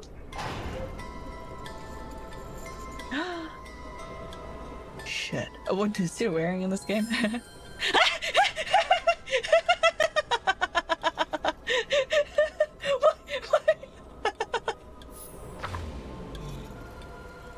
The heavy steel door knocked Luca to the ground. Disoriented, he looked up to see an imposing figure silhouetted in a green glow. It lunged toward him. He tried to scramble away, but felt a gloved hand latch onto his ankle. Oh no. Luca watched his fingernails leave trails in the dirt as the hand slowly dragged him back through the door, into the lab, into the green light. This is a story about change. This is a story about change. It was far from the sort of change Luca imagined for himself. But change is, after all, a dangerous animal. What? What is happening? The end? The end! No, we got a bad end! Probably should have warned you about this. There are many paths that our story can take. Most will end in tragedy. But don't let that discourage you. We will find the ending that this story deserves. I just know it. From here on out, a charm will have a check mark when it's been used to its full potential at a given turning point. Oh, good. Now, let's try something different. Thanks for the hydrate. Hey, Kiro, welcome in. Hope you're doing well. It's still Christmas, right? I hope not. Our Christmas decorations are still up, though. I've been too lazy to take them down. Ooh, okay, now we can go back and use poop. So this time, instead of saying chill, we can say poop. In the past, he found the best way to deal with an enraged Roxy was to be a little shit.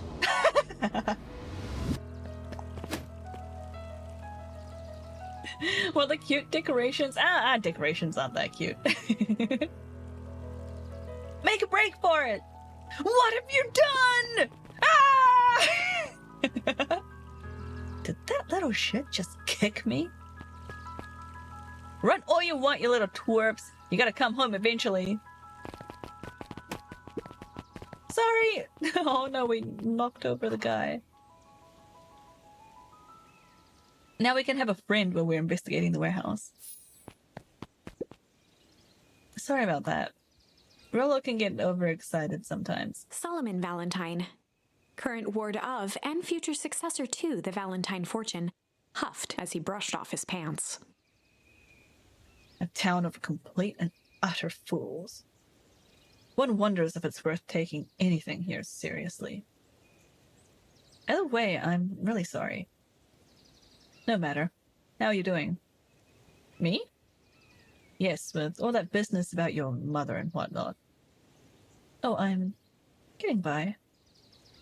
Still no word from her at all? No. That is truly a shame. The shame! Oh! Your grandmother has taken residence to keep house? Yeah. And how is that going? We mostly stay out of each other's way. You make it sound like she's really at home. It's not like that. She has a lot to do. She's still settling in and trying to figure out how to make ends meet. Indeed. Well, count your blessings. It's better to have a caretaker who is really around, in lieu of someone who tries to compensate by smothering you with attention. That doesn't sound so bad. Trust me when I say it's best to rely on yourself. Family has a way of creating more problems than they solve. He's so cynical, I love it. Solomon trifled a gesture toward the approaching heiress Valentine. Speak of the devil. Do not wander off like that. I'm much too busy to be looking all over for you. Apologies, heiress. I was just taking a stroll through town. Strolls are for commoners. You are a Valentine now. I want you to be present for the construction of the History Museum. The future of this town relies on its ability to remember our family's great past. Of course.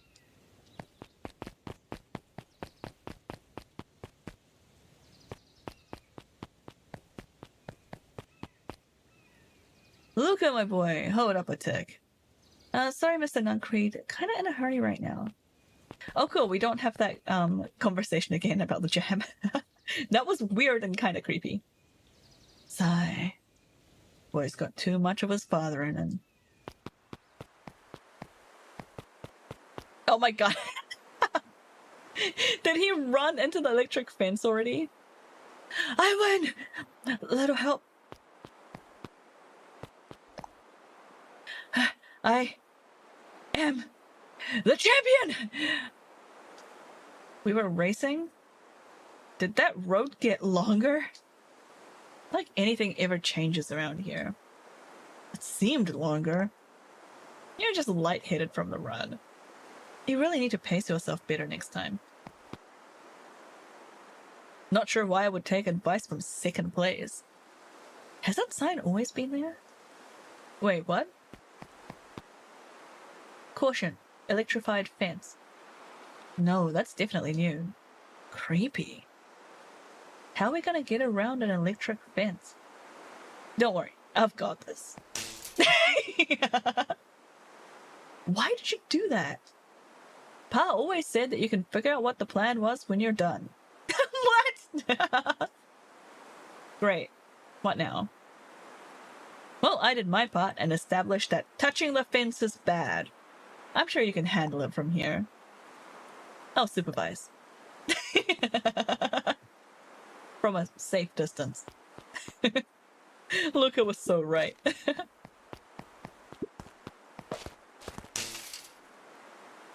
Whoa, you're a genius!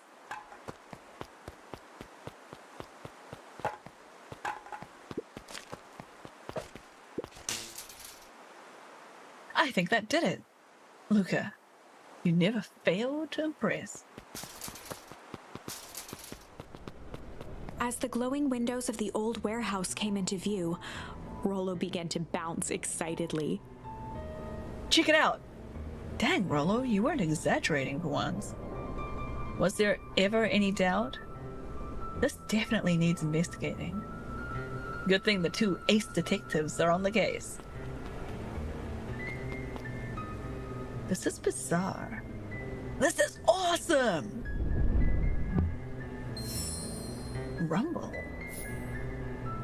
Did you feel that? What, the excitement in the air? You bet your butt I did. He's so cute. Check out this puddle! That's not normal. And this hose! Oh man, the door's locked. Try harder. No dice. It won't bulge. Oh well. Bulge? I mean budge. This dumpster's new, right? I bet it's got stuff in it. I can't really see what's in here. Who did all of this? My nose is itching. I think I smell some treasure. Are you sure that isn't the hazardous waste? Just help me get in. Rollo, it would be my honor to throw you in the trash.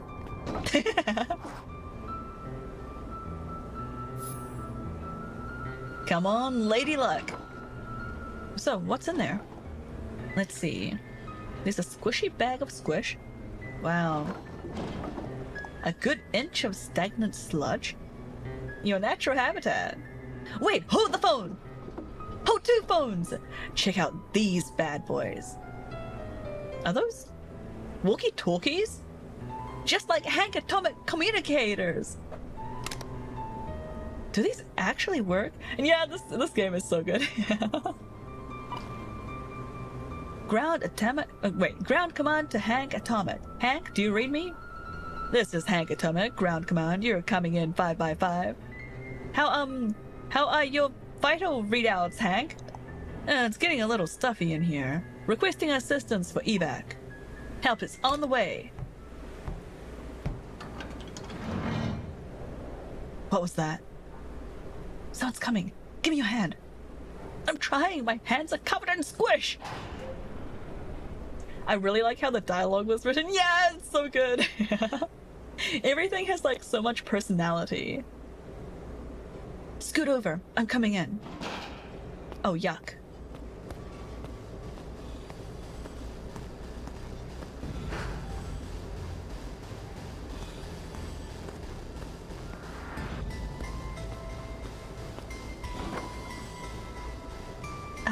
Tell me you saw that? Dude, I don't know what I saw. He's coming back. Get down.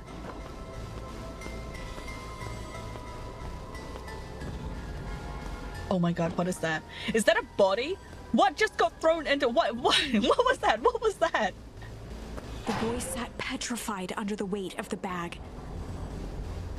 Oh god. Tell me that's not what I think it is. Luca, do you know what separates run-of-the-mill detectives from ace detectives? A ridiculous hat? When chips are down, ace detectives dig deeper for clues. Rollo felt around at the large sack which burdened them.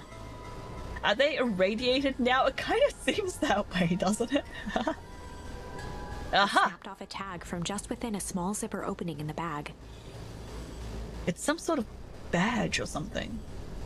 What's it say? Rollo held the badge up to a faint shaft of light within the dumpster.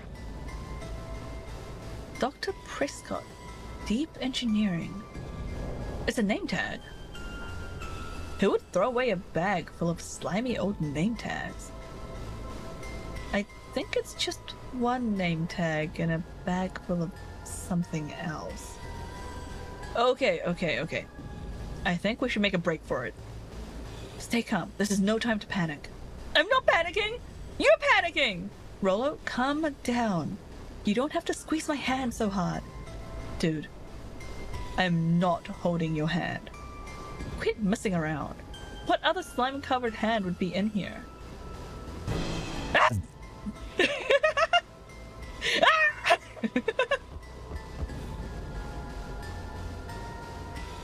I am beginning to see the benefits of your run for our lives plan.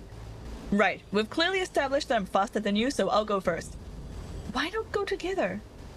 Flaming chicken coop, Luca. I'll make sure the coast is clear. After I go, count to 100. If you hear me yell, run. If you don't hear me yell, run. Actually, either way, haul ass. Rollo, I'll give you credit. You sure found an eventful way to start our summer. That's what I do. Well, here goes nothing. Lucas sat in the dark, tracking the sound of Rollo's footsteps as he ran. 1, 2, 3. He pressed his ear to the dumpster wall, straining to hear Rollo's footsteps as they faded away. 15, 16, 17. He tried not to think about the contents of the dumpster as he counted. 35, 36, 37. The thick stench made it hard to breathe. Screw it, that's long enough. Luca carefully lifted the lid and peered out. Nothing. No sign of Rollo. No sign of the man in the yellow suit. Time to haul ass. Luca clambered from the dumpster, stumbling to his knees. He was up like a shot and running, sprinting toward home as fast as he could. Beacon Pines flew by, blurred by the tears that welled up in his eyes. He wouldn't remember getting home at all that night. Throwing his front door open, storming up the stairs to his room, and surrendering to sleep almost as abruptly as he hit his pillow. Wait, he just went straight to sleep after that? How? How? Chapter Hi, 3. Noe. Finding a friend. The next morning, it was quieter than usual at the breakfast table. Only the sound of silverware and chewing interrupted the How's it awkward going, Noe? silence. Hope you're doing well. I finished jarring a mess of jam last night. So that'll need to get delivered into town today. Okay. So, what did you and Rollo get up to yesterday? Oh, nothing interesting.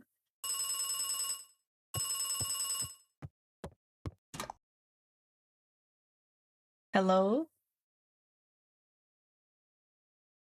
Calm down. Wait, I'm gonna turn on the text volume again.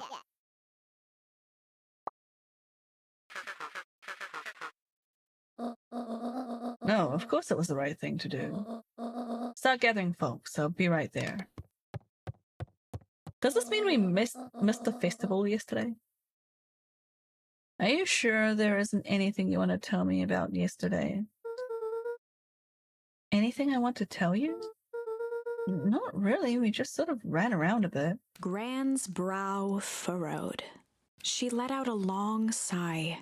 Her voice was quiet and even. I have to go take care of something. You have to stay in this house for the day.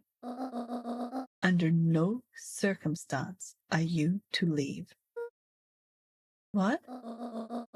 If I am not back by dinner, there's stew in the icebox.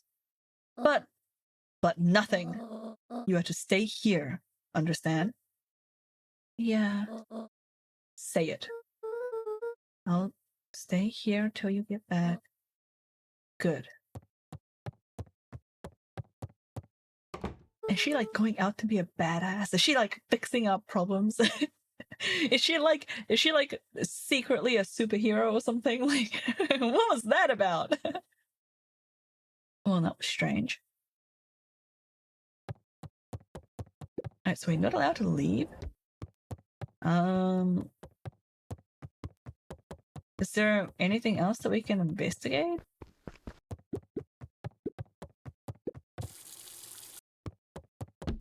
I feel like I've already interacted with everything.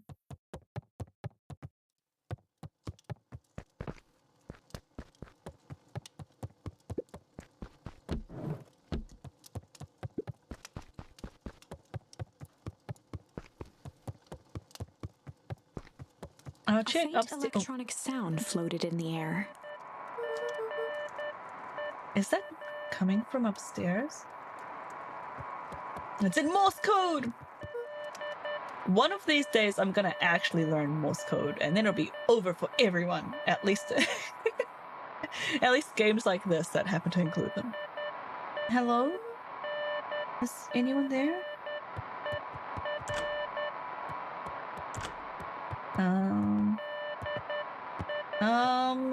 Where's it coming from? Is it from our room? Oh, wait, what's over here? Oh, that's our room. Hello? Rollo, is that you?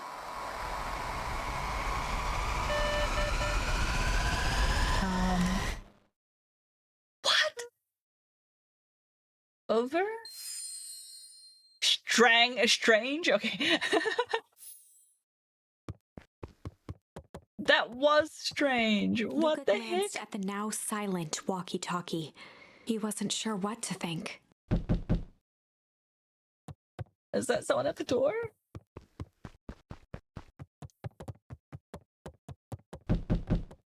Okay, coming.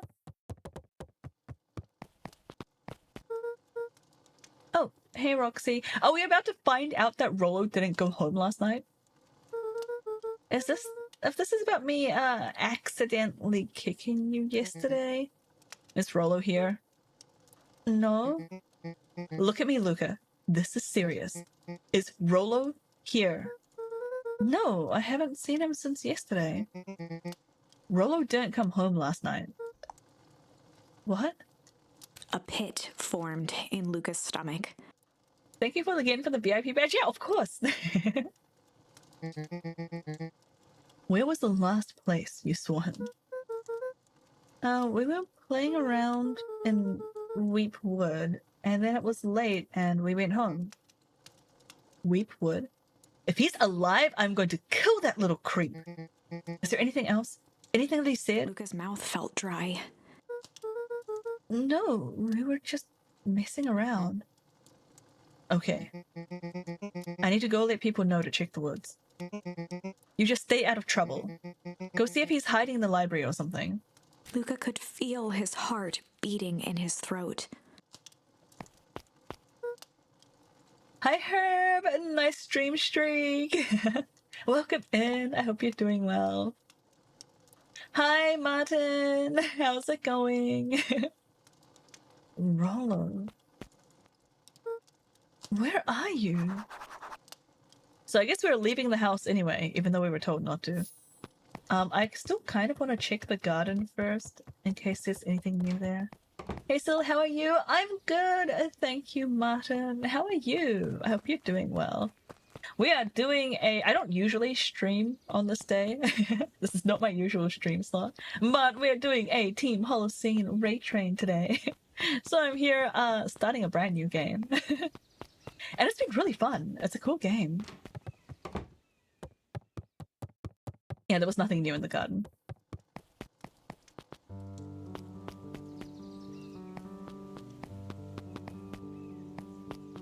Okay, let's go to the library. Against the... Oh yeah, it's the wrong way. This way. I wish this game gave me a map. Hey Bert, have you seen Rollo? Nope. Though I've mostly been talking to clipboards. They're setting up lots of stuff for the festival. Oh, okay, so the festival is like not... It hasn't happened yet.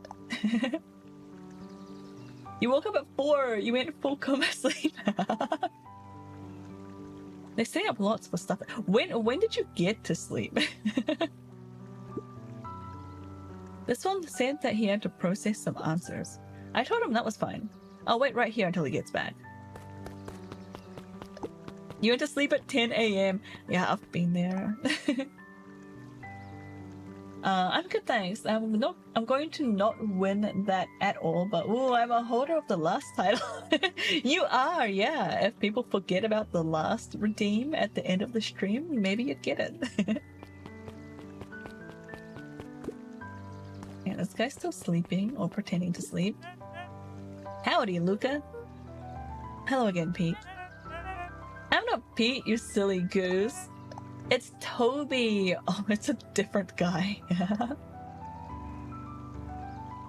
Sarah's stream was amazing. Oh, what were they streaming? It's Toby.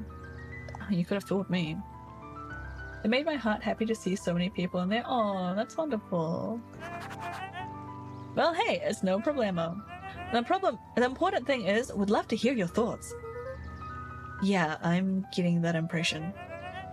We're all part of something special, Luca. And it all starts right here in Beacon Pines. I got it. Up from the clipboard excitedly. That's right! So how about you start by telling me, look, no offense, but I've got my own stuff to take care of. Oh, you joker. We're all part of this together. You let us know when you're free to answer a few questions. So I was streaming art, rated Andrea, who then rated Melody, who then took us here. Oh, yeah, cool. So an art streamer, awesome. Yeah, that's awesome. I'm glad the Rage Train started off so strong. Can I go in here? Okay, no, I can't. We really need to get back to work. Just a couple more minutes. If Roxy said that she'll be here, then she'll be here. I don't see why I'm just standing around, doing nothing, and waiting for Roxy, when I could be standing around, doing nothing, and getting paid for it. Come on, Lumi, Roxy needs our help. Yeah, well, good intentions don't qualify as legal tender. Hi, Frap, and welcome in. Hope you're doing well. Oh, Roxy did show up. Oh my god. For a second, I was worried that she got killed in the woods or something. Oh, my parents won't listen. No offense, but isn't Rollo always getting into trouble? Look, something feels different this time. I just came from the outside world. Oh my god, I'm so glad you survived, Brad. Welcome back. Welcome back to the warm, fuzzy corner of Twitch. What can we do to help? We need to check whether adults aren't. So I guess it's up to us to check Weepwood. Our shift doesn't end for another couple of hours. We could spend the time making posters. That would be great. I guess. Right, Bets and I will check Weepwood. We'll be back later to pick up the posters. I think my dad has a map of Weepwood. Can we get the map, please? I'm kind of desperate for a map. Let's swing by my house and grab it before we head out.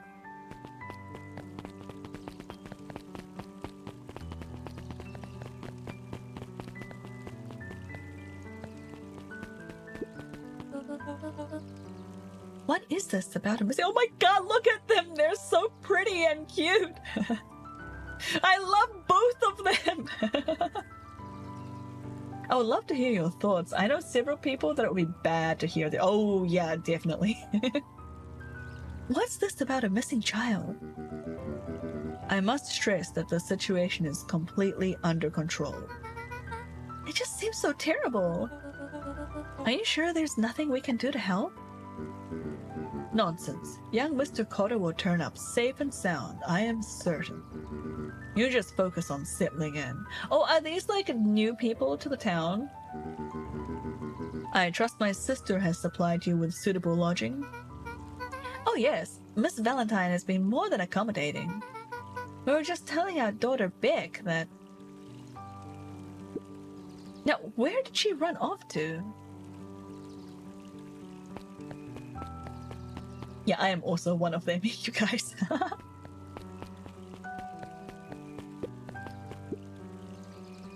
His eyes went wide in disbelief. What do you mean, vanished? That's impossible. Oh my. He doesn't even see the danger he's in. Can I go this way?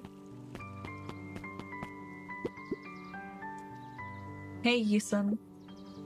History Museum. It's laughable, really. Did you happen to see Rollo in there?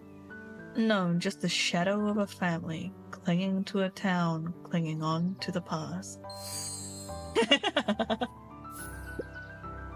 Feel free to check for yourself. But don't expect to have your mind blown. I love this character. Hey Griffin, has Rollo been by? Haven't seen him all day. I'm sure he'll show up safe and sound. And when he does, tell him that there's a strawberry chocolate double scoop waiting for him. Oh yum, I want one. On the house. You'll like that. Okay, what's inside the History Museum? Shopper Valentine, a celebration of excellence. We all know Beacon Pines is a great town. What you may not know is great towns grow from mighty roots. And that is why you cannot tell the story of Beacon Pines without telling the story of one Shopper Valentine. Young Shopper's keen intellect and strong moral fiber led to a grand vision. A vision of a community dedicated to a better tomorrow. In his own words, a better tomorrow is within our grasp, but it requires a singular mind to harness it. Lucky for us, he decided to grow that vision here, in Beacon Pines. And how does one grow a better tomorrow? With fertilizer, of course. Valentine's Fertilizer Company became the lifeblood of a town yearning for purpose. But then tragedy struck, a scientific experiment gone wrong. An accident which took Shopper away from us far too soon. The sun is so cute. To this day, we struggle to pick up the pieces. But one foul harvest isn't enough to stop the people of Beacon Pines. The spirit of Shopper Valentine lives on. It lives in the hearts of everyone with a dream for a better tomorrow. Together, we will follow his example and grow a bountiful future. Paid for by the Valentine family and the Valentine Fertilizer Company Riverfence Fund. This is cute. My thoughts are like, ooh, a piece of candy, random crap, and poster stuff with sprinkling of helpful stuff. That doesn't sound so bad. That was unhelpful. Yeah, no kidding.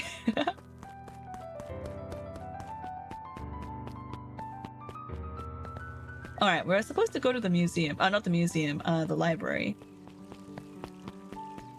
Which I think is this way. Oh, yeah, right here.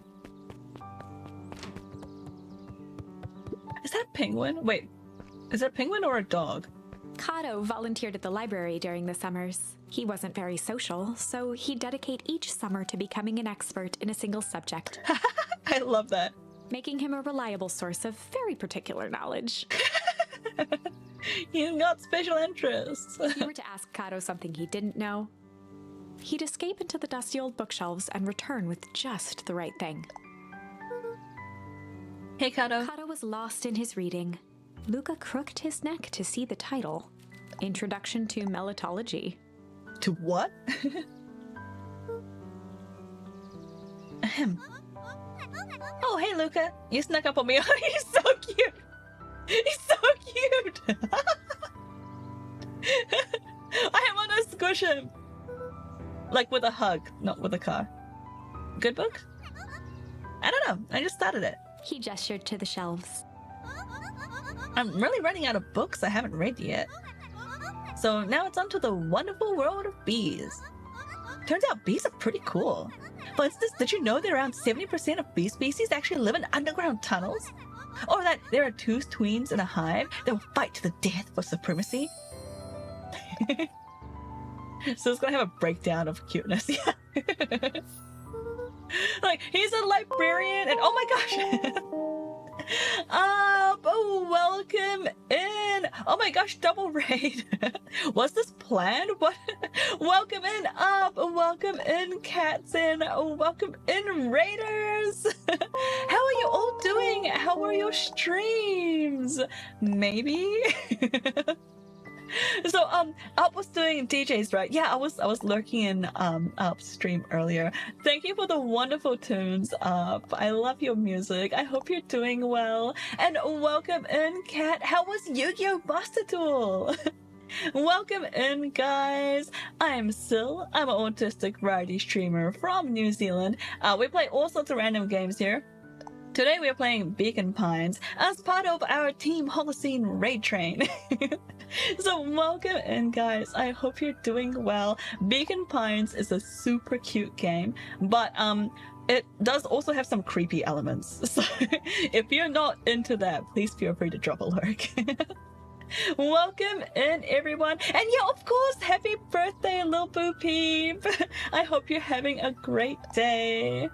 It was fun practicing my new tournament deck. Oh, exciting. I love Beacon Pines. Such a cute, good game. It's so good. I think I'm only in like chapter 3 or so, but I'm loving it so far.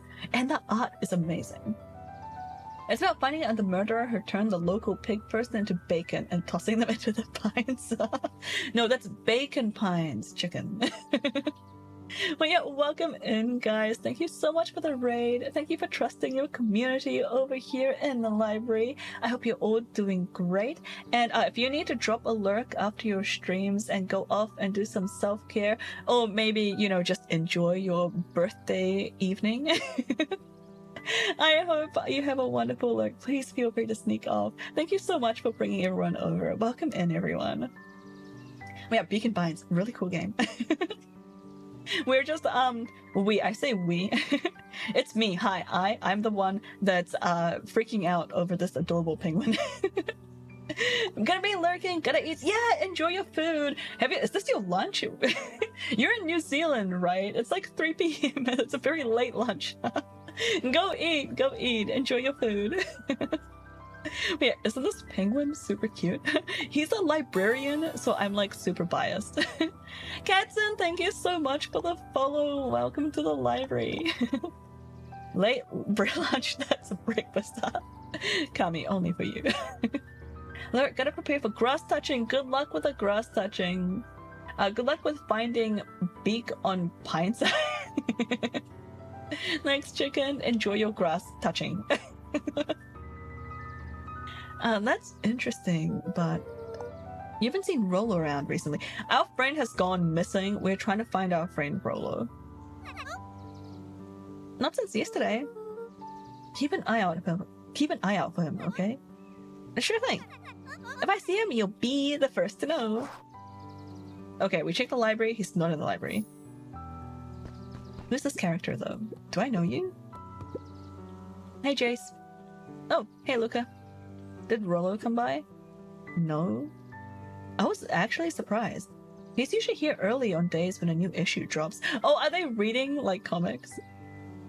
Rolo's the biggest Hank Atomic fan I know. Oh, so this Hank Atomic thing they've been talking about is a comic? Besides myself, that is. Hi, Elder. Welcome in. Happy Friday. Well, if he does swing by, tell him to meet me you know where. I don't know where. No, he knows where. Oh. Roger that, Space Cadet. Yeah, our friend might be dead. There were rarely any actual new additions. This is not looking good for our friend. Simply a variety of existing content rotated into the front display each week. Not fooling anyone. Alright, can we like... Oh, the cobs I've eaten. A salad-centric travel guide for the mildly adventurous. Wait, I love that. Yuck? What do you mean, yuck? Well, to be fair, I am not a fan of iceberg lettuce, so I probably wouldn't like most of the salads. Sally Seashore's simple succulent sundries. Luca brushed off a smudge of dust. Or maybe it was flour. I almost want that to be my next stream title. Do it, do it. 30 recipes so easy you'll doubt it's even edible. Succulent. A peek behind the curtain. The methods and ruminations of Patrick C. Montesquieu. One of the greatest acting minds of our time. Oh. By Patrick C. Montesquieu. It's been a while since I used to have all the crazy stream titles. I like your stream titles. They're always fun to read. The entire top level of the library was devoted to comics, most of which were Hank Atomic and the myriad of lesser revered spin-offs. Now, what a cool library. Like, a third of the space is just taken up by comics. Mycological phosphorescence. What do you mean? Ah, that sounds cool. That's like glowy mushrooms, right? More like complete lost of interest. Shut up, Luca. Now, it was always jokes or just strange things that came up in conversations with my ex. Oh no. There were lists of absurd names. Oh, that sounds like The fun. bottom corner shelf was a dusty array of thick science books. Only one binding was clean enough to read. Cellular Biology and the Chemistry of Mitosis. Oh? Is that a clue? Boring. Well, does that mean somebody was reading it recently? Maybe the bad guys? Okay, I guess I've just explored everything I could in the library. Oh? What sort of monster puts candy behind a locked door? Oh yeah, Mr. Nuncreed works weird hours sometimes. Of course he does. How about you? When do I work? No, what's your name? Luca Van Horn. You new here? Yep, not by Beck's choice. family moved often, giving her little time to establish any real connections. She would tell you she prefers it that way. I'm looking for my friend Rolo. He didn't come home last night. That's it, that's my spirit animal. So, he's missing? I guess so. Like, missing? Does that sort of thing happen a lot around here? Well, let's see. Our dad is dead. My mother is missing. And now our best friend has also gone missing. So, yes. Luca shifted his feet uncomfortably. Well, that sucks. Yeah. So I should probably get going. Hey, wait up. What? Beck pulled a coin from her pocket. I'm coming with you. Yay, we have a friend! What? So says the unlucky Penny. Unlucky? Yeah, well, technically it landed on heads leave this kid to find his friend alone, but I always do the opposite. Oh, that's kind of like me and Rollo. I guess Rollo is my unlucky penny. That settles it. A person should never be without their unlucky penny. Let's go find him. Cute! The name's Beck. Pleasure to meet you, Beck. I suppose I could use some help. Try to keep up. Okay, well, what are we supposed to do now? Do we just go back to the woods? Hey, Joey. Have you seen Rollo around? No, sorry, Luca.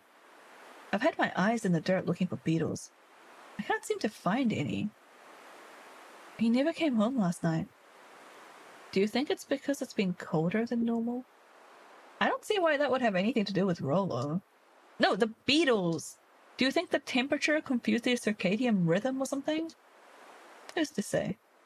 I'm no beetologist. Just keep an eye out for him, will you? Of course. I feel like the bugs are disappearing because of that weird stuff that's happening at the warehouse. It's been boarded up! Dang, they boarded up the way in. Can I throw some more stuff? What's over this way? Oh, there's another path here.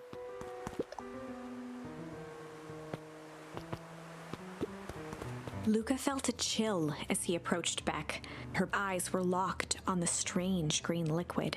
The nearby grass was coated in a fine layer of frost. Of frost? Is this sort of thing normal around here? Wait, so are these like chemicals and things making it colder too? Is that why everyone's been talking about how cold it is even though it's summer now? Because puddles of glowing ooze are definitely not what I expected from this place. I have no idea what that stuff is. Well, the next obvious step is science. And what does science suggest? Poke it with a stick! Luca watched as Beck dipped a broken tree branch into the goo. Beck's eyes widened as flowers grew from the dead wood. Cool. First small buds, which quickly bloomed into vibrant petals. What the? Cool. As quickly as they had grown, the flowers began to shrivel and turn gray. Beck dropped the stick with a grunt of disgust. Okay, so science tells us this gunk is weird as hell. Yeah, seems dangerous. Ninja Turtle green ooze, yeah! Hey Tish, look at what the cat dragged in. Yup. I don't have time for this right now, Iggy. Oh, don't say things like that. It hurts Tish's feelings. Ain't that right, Tish? Yep. She looks fine to me. Why, hello! I don't think we have been properly introduced. Iggy's the name. This is my compatriot, Tish. Yep. You've probably heard of us. I can't say that I have. I'll forgive you just this once on account of you being new around here. Why would you hang out with this stud? Oh, he seems pretty alright. Iggy, why do you have to be so... you? Has he even told you that his parents skipped out on him? Shut up. It's true, they got tired of having such a pathetic kid and left him. Iggy, I'm only gonna say this one time. Don't talk about my family. Well, look who's grown a backbone now that a girl's around. First his pops croaked. Then his mom finally couldn't take it anymore and bounced. Iggy took a step towards Luca, his sneer lit by the glowing puddle. I miss when every story or show had some sort of radioactive green ooze. Yeah, that happened a lot when I was a kid. What was up with that? Iggy just got the Michael Scott treatment. Why do you choose to be the way that you are? Beck could see tears welling in Luca's eyes, his fists clenched. Some things about Beacon Pines were very different from the city. But a bully from a hayseed town is really no different from a city bully. Beck took a deep breath and thought. Well, time to bust out the the tickles or the strange. I wanna go strange. Well, time to bust out the strange. Alright, Luca. Looks like you need a little mud bath. What's wrong with you, new kid? We're about to pound your friend. Beck stared in silence, the only sign of life being the twitch of an eye. It's weird when people don't talk. Yo, this works so well in real life. like especially on neurotypical people. Like, have you guys ever noticed how much silence just freaks out neurotypical people? It's a really good like weapon to have in your arsenal. Yep. Stop being a weirdo. Hello? Are you some kind of wackadoo? Makes sense, wackadoos travel in packs. I At done. the sight of Iggy taunting Beck, something in Luca snapped. Iggy's smirk shifted to a look of shock as Luca launched himself into his stomach. Ah! Iggy's clothes were drenched in the glowing ooze. You jerk! My clothes are ruined! Iggy's I'm gonna- voice began to slur as he struggled to get up. Struggle. I don't feel so good. I'm sorry, I just... Oh, shit. Yup? Oh, that did not look good. Oh my god, he's like a mutant. Oops. We may have just killed a kid. That was intense. He's gonna be okay, right? Nothing about this seems okay. Person at the warehouse. This strange ooze and what it did to Iggy. Was Rollo caught up in all of this? We have to find Rollo. You took the words out of my mouth.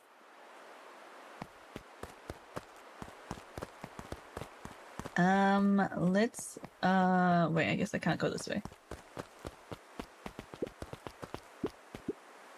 Property of Valentine Fertilizer Company. Looks old. Okay, I can't go to the right. Is there a path to the left? No, this is just a dead end.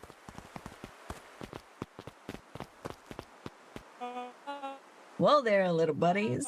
You startled me. What in the dickens are you up to in this part of town? We're just helping to look for Rollo. Oh, you haven't heard the good news? Rollo showed up safe and sound a bit ago. Really? So where was he? It's funny, really. He just got a little turned around in the woods. They can be disorientating, you know. I'm starting to get that impression. Rollo's at his house now, getting some well-deserved rest. Wow, that's a relief. You two should scurry along before you get lost yourselves. Yeah, come on, Beck. I can't wait to introduce you to Rollo. Oh, that reminds me. Luca, your grandmother was looking for you. Uh-oh, we've been caught. We were supposed to stay at home. She was? She was worried sick. You should march straight home. I guess. Beck, your folks might be getting worried too. I'll walk you home. I need to talk with Nellie about work anyway. Beck glanced toward Luca. I guess all's well that ends well. I'll introduce you to Rollo tomorrow. Sure. Glad he's okay. Rollo was safe. A wave of relief washed over Luca, which was quickly replaced by a sense of dread. Gran is going to kill me. If he hurried, he might just make it home before sundown. Chapter 4. Our harvest awaits. Why does that sound so ominous? Luca took a deep breath and gingerly opened the door, steeling himself for Gran's wrath.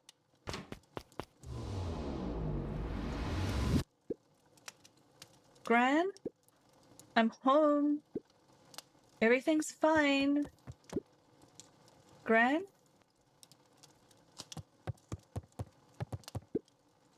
Gran? Lifted! Thank you so much for the follow. Welcome in. Hope you're doing well. I know I wasn't supposed to go anywhere. I was just helping to look for Rollo. Where is Gran? What happened to her? Is she outside? No. Gran? Roxy came over. She was worried about him. So I figured you wouldn't mind if I helped look for him. It turns out Rollo is safe and sound.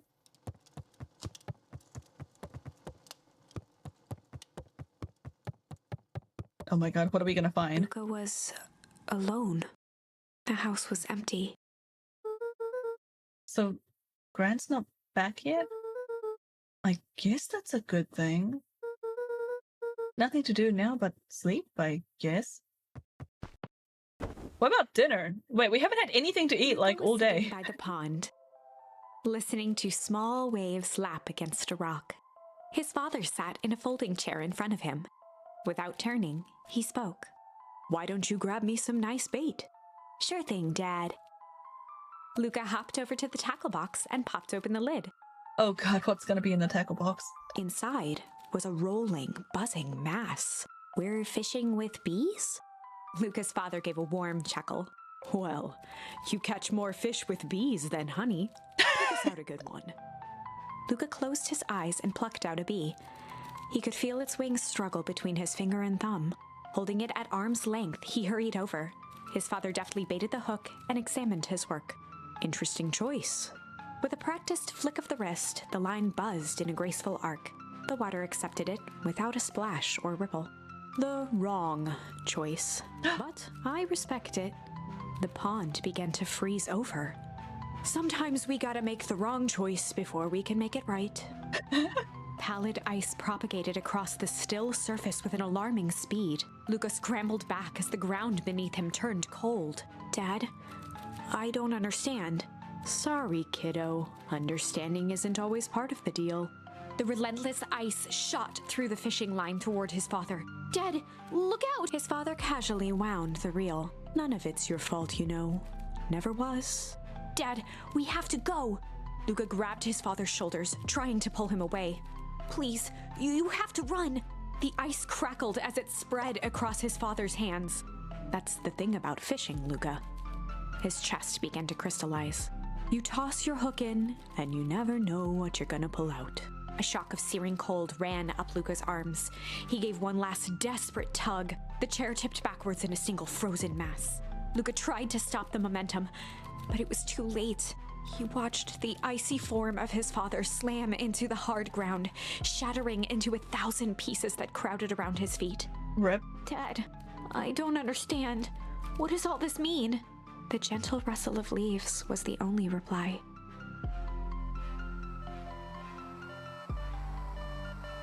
Oh, the Morse code is coming through the walkie-talkie again. Luca's eyes struggled to focus on the walkie-talkie. Rollo?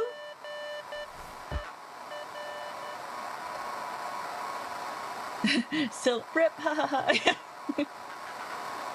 Faintly, he could hear Rollo amongst the noise. Luca! Rollo, is that you? Luca! There? Rollo, it's the middle of the night. Luca, thank God. Listen, I don't know how long this thing will work down here. Down here? Rollo's voice was coming through more clearly now, but some words were still just static. Listen to me. Someone grabbed me yesterday. What? The man in the hazmat suit? Took me to some sort of... I think I'm underground. Underground? Are you okay? Kinda. They seem more interested in... for now, at least. Mr. Kerr said that you made it back home safe. Kerr? No. Trust... Hold on, someone's coming. The signal went silent. Rollo?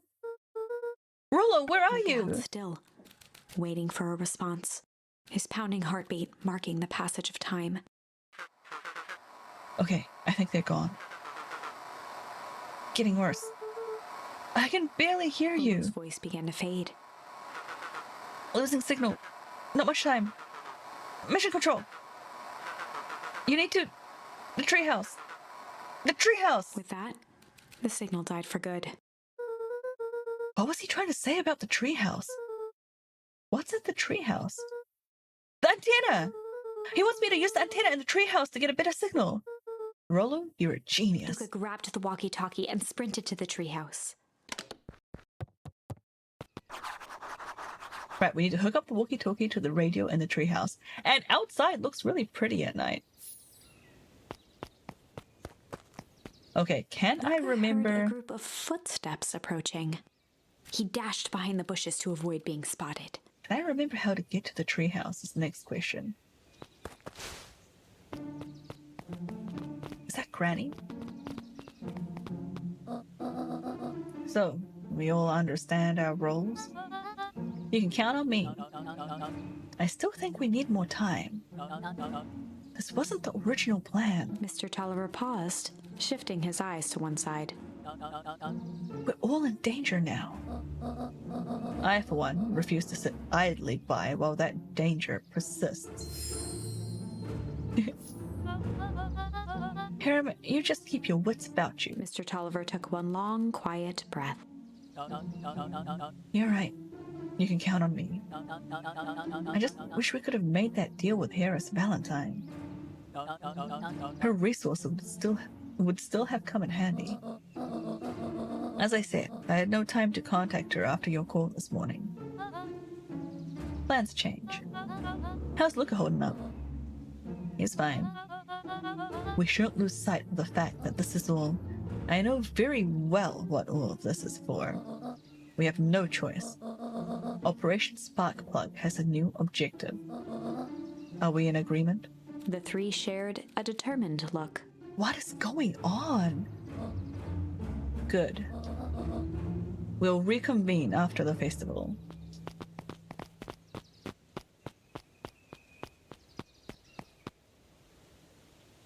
Luca, you better get home.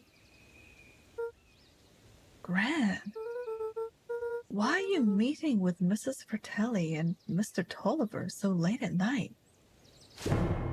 Hey, Luca! Ah! Dawn, you scared me. How long have you been there? Oh, just a few minutes. Earlier today, I saw Mr. Tolliver and your Gran enter the diner together. When my shift at the newsstand was over, they still hadn't left. So I used the greatest tool of any investigative reporter. Time. When they left, I tailed them here. What do you think they're up to? Whatever it is, they seem organized and determined. They mentioned the festival. Yeah, I heard that too. Has your Gran been doing anything different recently? Like, anything strange? She got a phone call this morning and rushed out the door. A call from Hiram Tolliver, it seems. She was either furious or terrified. Or both. Luca, be careful out there. I think we might be in the middle of a scoop of a lifetime. I will. Aren't you coming out? Nah, I'm gonna stake out here a bit longer. See ya, Luca. Alright. Treehouse is this way.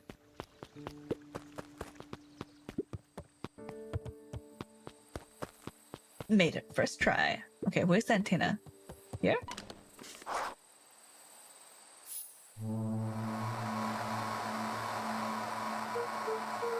Rollo? Rollo, are you there? I'm at the treehouse now, Rollo. Mr. Kerr said that you were alright. What happened out there? Dang it, Rollo. Where are you?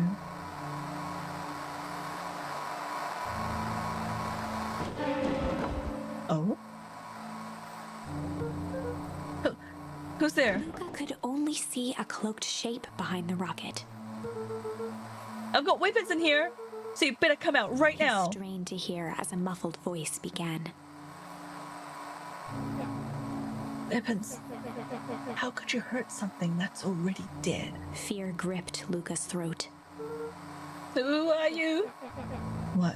You don't recognize me? This is so Iggy. This is so Iggy, right?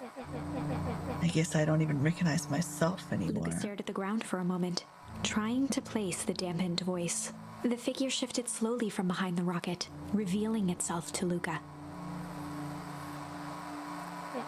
It's Iggy! I'm a monster. And now they hunt me like the beast I am. Iggy. Luca reached over empathetically. Iggy's tone jolted to dejected anger. Don't touch me! This is all your fault. Luca slumped to the ground, overwhelmed by guilt. I'm so sorry. I didn't mean to. I lost control. So you couldn't control yourself for a second, and I get to be like this forever? There must be a way to fix this. Oh, you're gonna be my savior?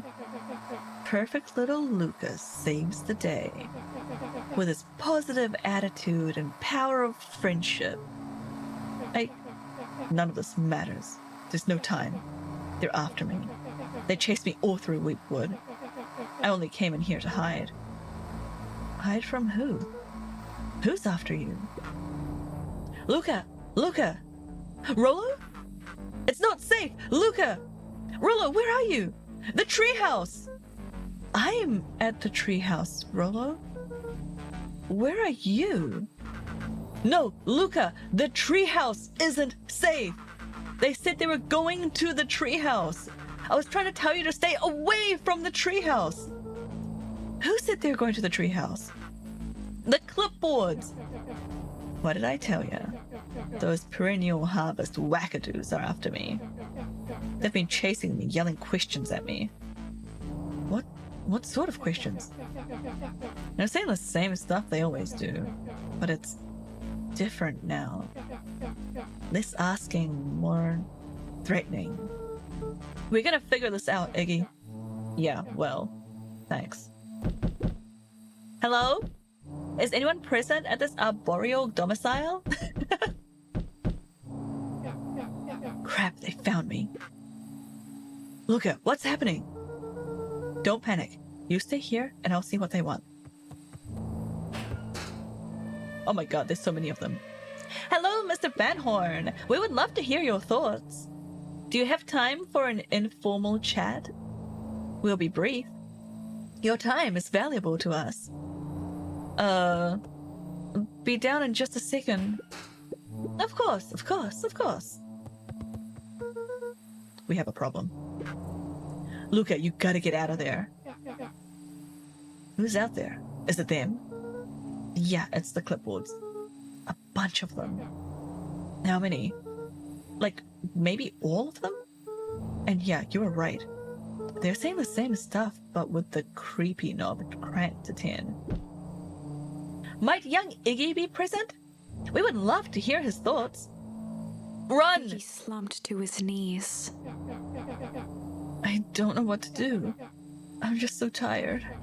Luca, what do we do? Luca grabbed the walkie-talkie and headed for the window. Follow my lead. Luca and Iggy climbed up the back of the treehouse to its roof, where Rollo had constructed his MCDC, the Mission Control Defense Cannon.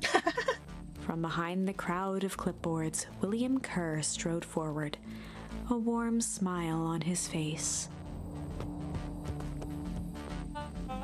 Iggy, there you are. You gave all of us a heck of a scare. Go away, just leave me alone. Oh, I'm sorry, Iggy, but no can do. Don't worry though, we're here to help. Help? Then why are you chasing me? Luca, can you talk some sense into your pal here? Just look at him. He's not well.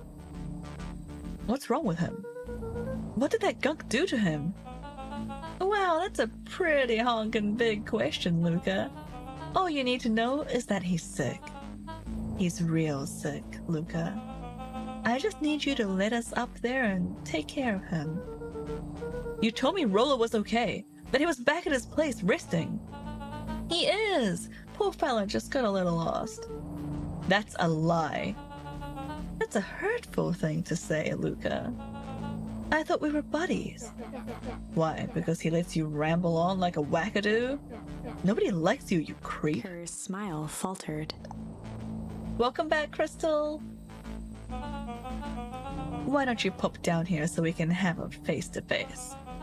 Yelling like this is gonna give us all a heck of a sore throat. And who wants His that? grip tightened on the MCDC. What did you do to Rollo, you liar? Well, shucks, Luca. The only teeny tiny fib I told you was that he was at home. He is resting, and he is perfectly safe. For now, at least. What happens to him next is up to you, Luca. Look around. You're in quite the pickle, and I'm the only person in the whole wide world who can help you. You get to decide how this ends. Luca's mind raced. He was caught in a trap. What do you do when there's no hope? He wiped his cheeks with a sleeve. What are you gonna do, Luca? Luca drew himself up and decided to take the only option he had left. Oh, literally the only option we have is fight. Luca drew himself up and decided to take the only option they had left. Fight. He swung the mission control defense cannon around, aiming it confidently at the smirking face of William Kerr. Hey, Mr. Kerr. Luca summoned his most insolent demeanor. Rollo sends his regards. Hey, that was uncalled for, more than a little rude, and just plain unsanitary. Luca, I really did think we were good pals. What a shame that it's come to this. Kerr turned his back on the two boys. End this. With a nonchalant wave of the hand, he made his exit. As the clipboards began to slowly advance on the treehouse, Luca looked to Iggy with resignation in his eyes. The end. RIP! That escalated quickly. Maybe discretion was the better part of valor here. Let's put a pin in this. Alright. So that's the only option we have here. Oh, we can come all the way back here and struggle. Or do this tickle option back here. I kind of want to go down this branch and see what struggling does. So this is when Rollo went off to help his sister with his chores, and we investigated the warehouse on our own, and then we got caught. This is a story about struggle. Luca could hear a machine humming somewhere nearby. He felt around wildly, searching for something, anything that could help. His hands found a hard object, maybe a tile? He yanked it free, lifting the cold stone. Let me go! Luca swung the tile as hard as he could at the shape that still held fast to his leg. He heard the crack of glass as the stone hit the assailant's mask. With a muffled yelp, the hand let go. Luca was free and scrambled to the door. He Go, never Luca! looked back once on the long run home. Chapter 3. Everything's fine. We made it home! The next morning, it was quieter than usual at the breakfast table. Only the sound of silverware and chewing interrupted the awkward silence. I finished jarring a mess of jam last night. So that'll need to get delivered into town today. Okay. So, what did you and Rollo get up to yesterday? Oh, Rollo had things to do, so I just sort of poked around town. I've set the jam down by the front door. That's 2 batches to drop off. One for Mr. Tolliver at the Bag and Wag. And another for Mrs. Fratelli at the diner. That's the people she's in cahoots with. Oh, and Mr. Nuncreed. He said that he wanted some more. I suspected as much. Yes, he seems to have taken a particularly interest in my jam. There are some extras in the basket for that enthusiastic gentleman. Just make sure Fratelli and Tolliver get the ones on top. No problem. Off with you now, while the day is still young. Okay, so I guess we're fine, and now we just deliver stuff? What's this call she's making? Hello? It's Juniper Hartford.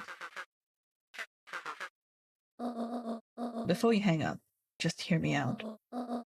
I have a business proposition. So, this might be her talking to the heiress.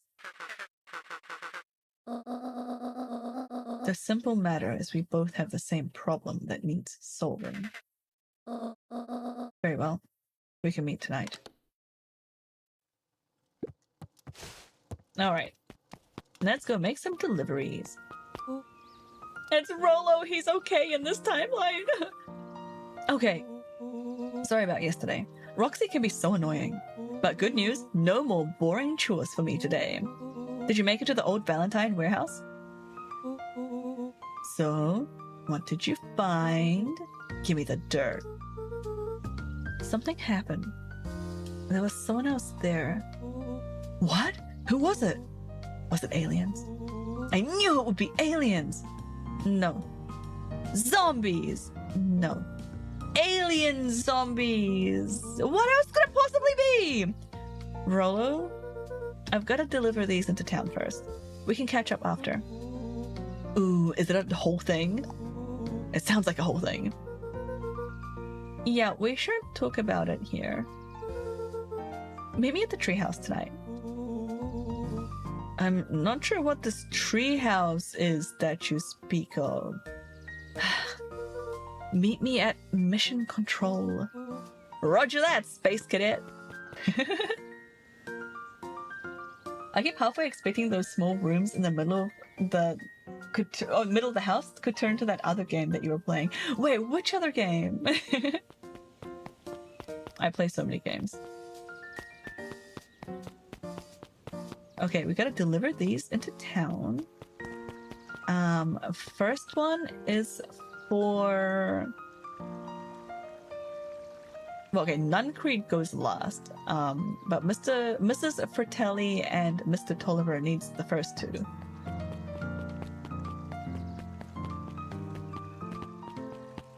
I think... Oh, I mean, wrong way. Over here... I think, here? Yeah!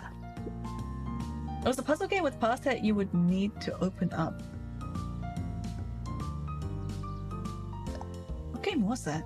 I'm describing it horribly!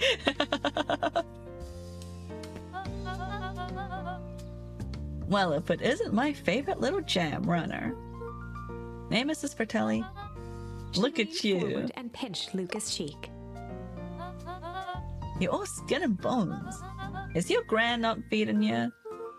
If she is, it's just... I understand. You know, I taught your mama how to cook back in the day. She may not even remember it, but you and her used to help out in the diner. See that picture over there? That's you helping your mama back in the day. So cute, running around with your little apron, taking orders. The whole situation just breaks my heart. What happened with Eleanor? Oh, break. It was like 3D looking buildings that you moved certain pieces to unlock a pathway. Oh, that does sound familiar. Oh, wait. Was that Monument Valley? Break. I got a feeling she's out there somewhere yearning to be with you again. Few things in this world can keep a mother from her son. Luca shifted the basket uncomfortably. Yes, I think so. Yeah, like the one that was like all about like perspectives and stuff. And you had to like, yeah, that game's cool. There was a really good sequel. Yeah, there was Monument Valley 2. Yeah, they were both great games. Hurt my brain a bit. Oh yes, let's see Mrs. here. Fratelli lifted the cloth and inspected the jam. They even have my name on them. How thoughtful. She carefully lifted out her jars of jam. You tell your gran hello for me, Luca. Will do.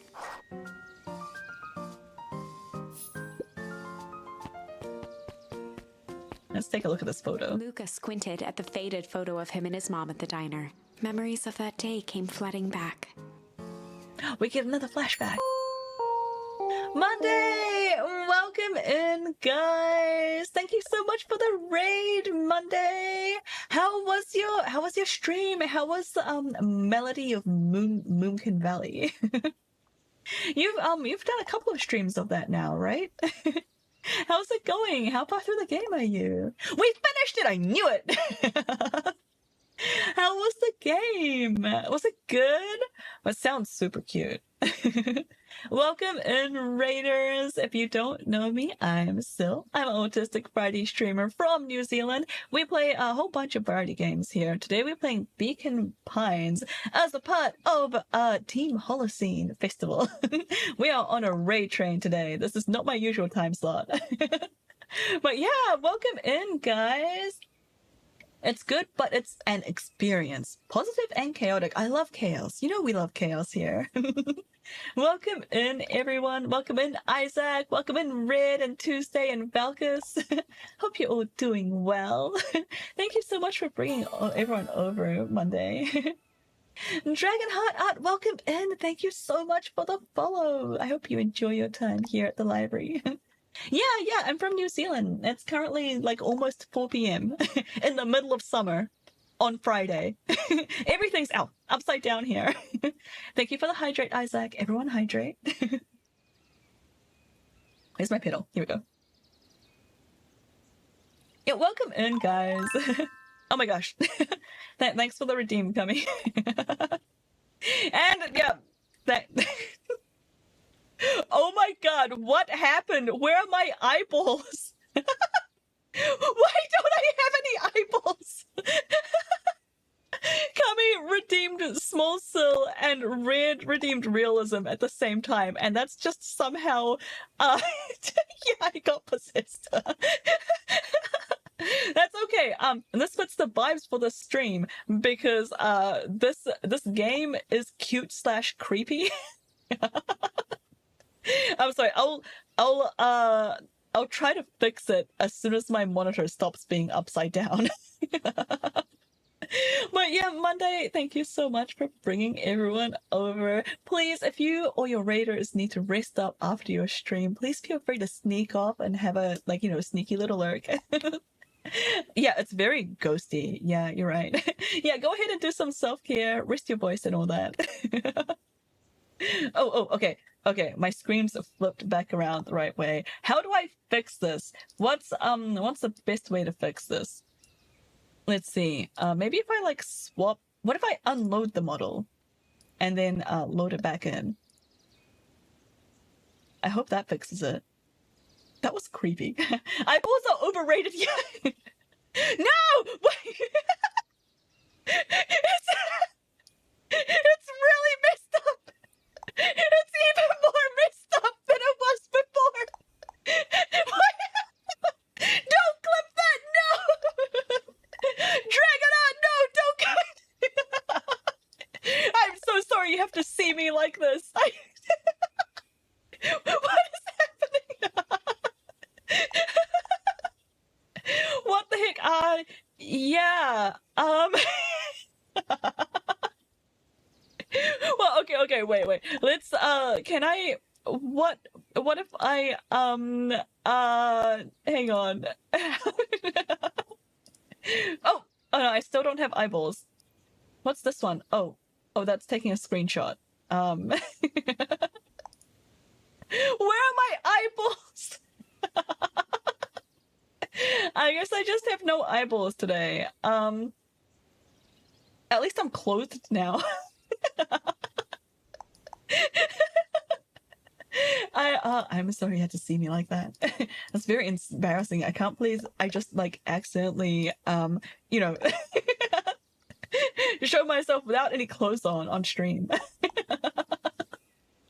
Scuffed life, only life. Yeah, that I'm just impressed. Like I'm impressed that this could happen. That's okay. We'll have a creepy ghost model for the chibi one today. Wait, welcome in, guys. We're currently in a flashback in this wonderful game, Beacon Pines. This is from when we were a kid and we were helping out at a diner.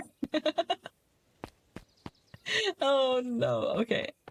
I guess I have to interact with my mom. Is this our mom? I finally get to see the mom. I'm ready to help, Mama. Alright, little buckaroo. It's up to us to feed these folks while Mrs. Fratelli is away. I'm gonna deal with the inventory before I can start cooking. Do you think you can handle taking some orders in the meantime? Yes, Mama. Alright, we got this. Hey, Roxy. Luca? I'm helping. Wow, hopefully your work ethic will rub off on Rolo. What can I get you? I'm not really feeling like a burger. How about a chicken sandwich with bacon on top? Coming right up. Do I have to remember this? I have to write it down? Oh, I have to make it. The chicken... This one's chicken, right? Chicken sandwich with bacon on top. Okay, here's the bacon. This is so cute. Why am I making the food, though? Here you go. I call it the Love Me Tenders. Nice. Alright, what about you? Gadzooks, they've shrunk the wait staff. Just slapped the table and gave Luca a toothy grin. How's your pops doing? He's been pretty busy these days. I know the feeling. Tell him that fishing rod he ordered should be ready next week, will ya? Sure thing. I've been in the mood for something sweet. You got a burger that can satisfy a sweet tooth? A sweet burger? Yeah, and top it off with some grilled cactus. What? Okay, thank God we're back to normal. Grilled cactus? The heart wants what it wants. Alright. A sweet burger with grilled cactus. Here you go.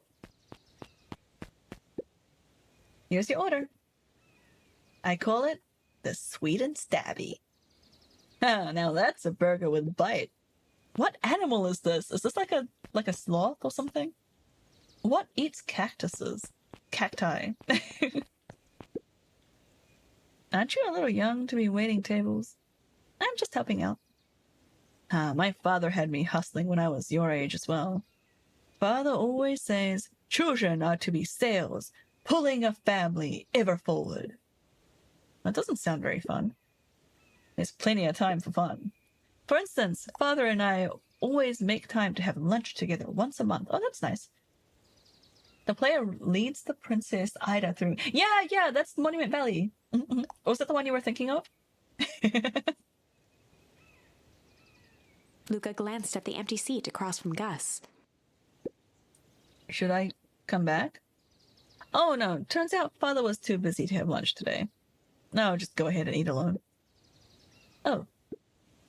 Silver lining is, without him around, I can have my usual. A nice stack of cold cuts topped with a pile of sloppy chili.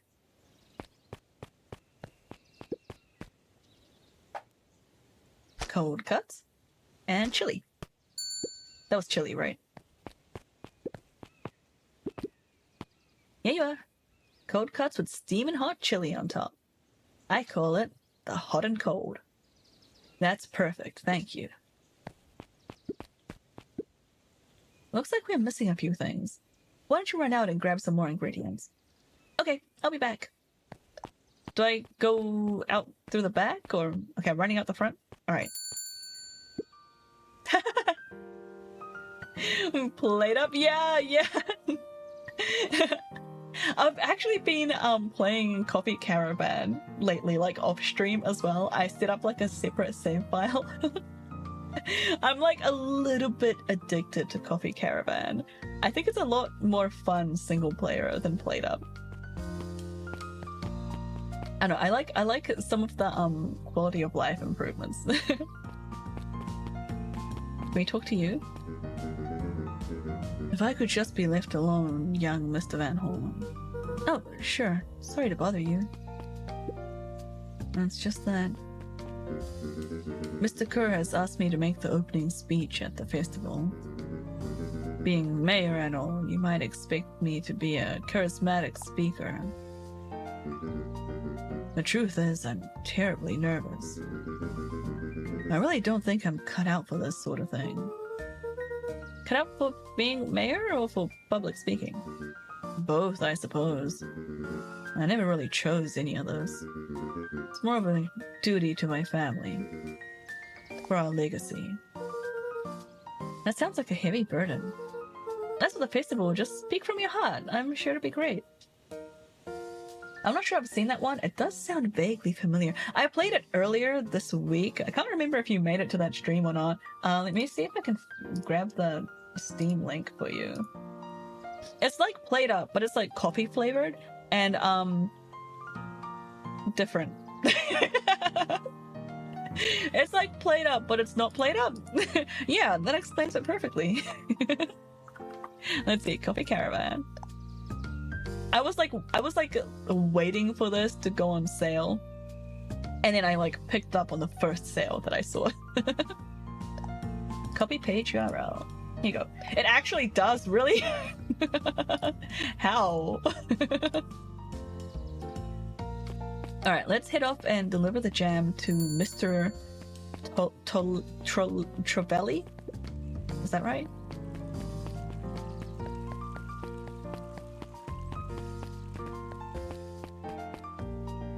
Oh, wait, not you. I think down south? Yeah, there he is. Huddled at his counter, Hiram Tolliver was meticulously shining Tolliver. apples. More accurately, Hiram Tolliver was meticulously shining one apple. Hello? With a yelp, Mr. Tolliver fumbled the apple, flailing at the air as it fell. Oh, sorry. No bother, no bother. He leaned forward and lowered his voice. I see you have something for me. Yeah, Gran had some jam I'm supposed to give you. He leaned in a bit further. Jam? Yeah, these ones on top. She wrote your name on them. Mr. Tolliver leaned back, speaking loud enough for anyone to hear. Ah, yes! The jam! Thank you so much for delivering this jam to me! He reached forward and snapped up the jars of jam, giving Luca a little wink. Oh, the game has a theme song shockingly similar to the Suika song. Oh, yeah, it kind of does. I must not get this game or be a problem. It's a good game. I recommend it. He reached forward and snapped up the jars of jam, giving Luca a little wink. I shall put it on my store shelves post-haste. Okay. I should finish my deliveries. Of course. Of course. He leaned in for a final whisper. Of course. He's so sus. Let's talk to these guys. How do we keep the ice cream cold? We keep them on ice. Where'd you get the ice from?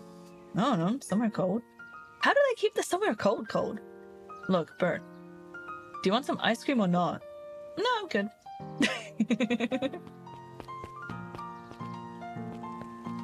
Alright, now we give the rest of the jam to Mr. Numcreed or something. Got some jam for you, Mr. Nuncreed. Luca, you seem chipper. Well, aside from being on delivery duty, it's a nice day. Mr. Nuncreed eyed Luca for a moment, then nodded in agreement. I suppose it is. So, do you want your jam? Oh, right. Usually Juniper drops those off herself. I guess she's busy today. Anyway, this is my last delivery for the day. Oh, in that case, Nuncreed snatched the basket from Luca. I'll hold on to the basket until the next time I see your gran. He's just looking for an excuse to talk to Juniper. Oh, I think this is the first time we meet Bick in this timeline. Hey, you! Anchovies or pineapple? Are we talking pizza? Anchovy. What? Don't think. Just answer. Pineapple? Why? How old are you? 12? Perfect. Follow me. Who are you? Anyone ever tell you ask too many questions? Just try to keep up, okay? Pineapple. No! Anchovy pizza! All the way. What just happened? Well, no, I wanted to go, like, look at stuff some more. Oh well. Hey, what a crazy coincidence. Here's my new friend I was just telling you about. Oh, that's wonderful. Yep, we just hit it off. Oh, really? Get this, his favorite pizza topping in the whole world is pineapple. Oh, and what's your new little friend's name? Beck locked eyes with Luca. The look on her face was equal parts expectant and desperate. Luca Van Horn. Nice to meet you. I mean, they're in Beacon Pines. They need pineapple. Oh, that's a very good point, Kami. I'm Nelly, and this is... How do I pronounce this name? Ilona? Ilona? Ilona? Ilona? We're Bick's parents. Beck gave Luca a quick nudge. Oh yeah, Bick told me all about you. Pineapple pizza isn't my favorite, but I don't dislike it. I will always show support for the poor pizza that gets so much hate. I stand by it. What was the first one I said, Twee? Was it Ilona or was it Ilona? I said them both so often. I don't know which one it was. Ilona? Ilona. Thank you, Twee. You're the best. Yeah, I'm not a fan of pineapple on pizza. I'm just not a fan of cooked food in general. But without the long L. Okay. Ilona? Ilona. Okay. Thank you. Yeah, I'm not a fan of pineapple on pizza, but because like whenever people, buys pizza like for a group of people, they get like the standard stuff, right? Like the meat lovers and the Hawaiian, and then like some middle one. And the Hawaiian one always gets like left till last. They're the ones that always have like like leftovers. It's more likely to be leftover. I am a scavenger. So I will eat those. I usually won't even bother picking off the pineapple, even though I don't really like it. I just eat it because it's there. Pineapple on pizza is great, but I also get why it's not everyone's jam. Yeah. Anchovy, olive, and feta pizza. Oh my god, that sounds delicious. Salt. Yeah, I am a lover of salt. Did you know? Alex and I, my husband, we didn't meet until like university. So it wasn't until college that we met. But it turns out, in high school, we both carried a bag of salt to school. Because we just sold everything, so we just started carrying it around in our bags. Completely separate high schools. We did not know each other.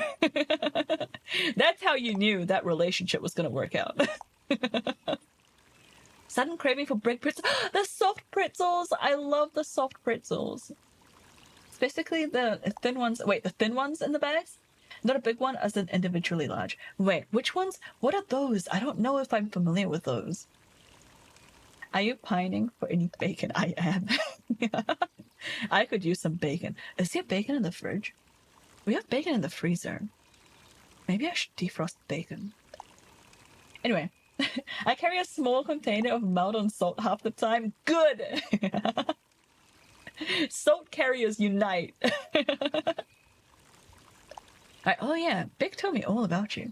We have bacon, we're just waiting for the water so we can cook the pasta. Oh, yum! Are you having like carbonara or something? That sounds tasty.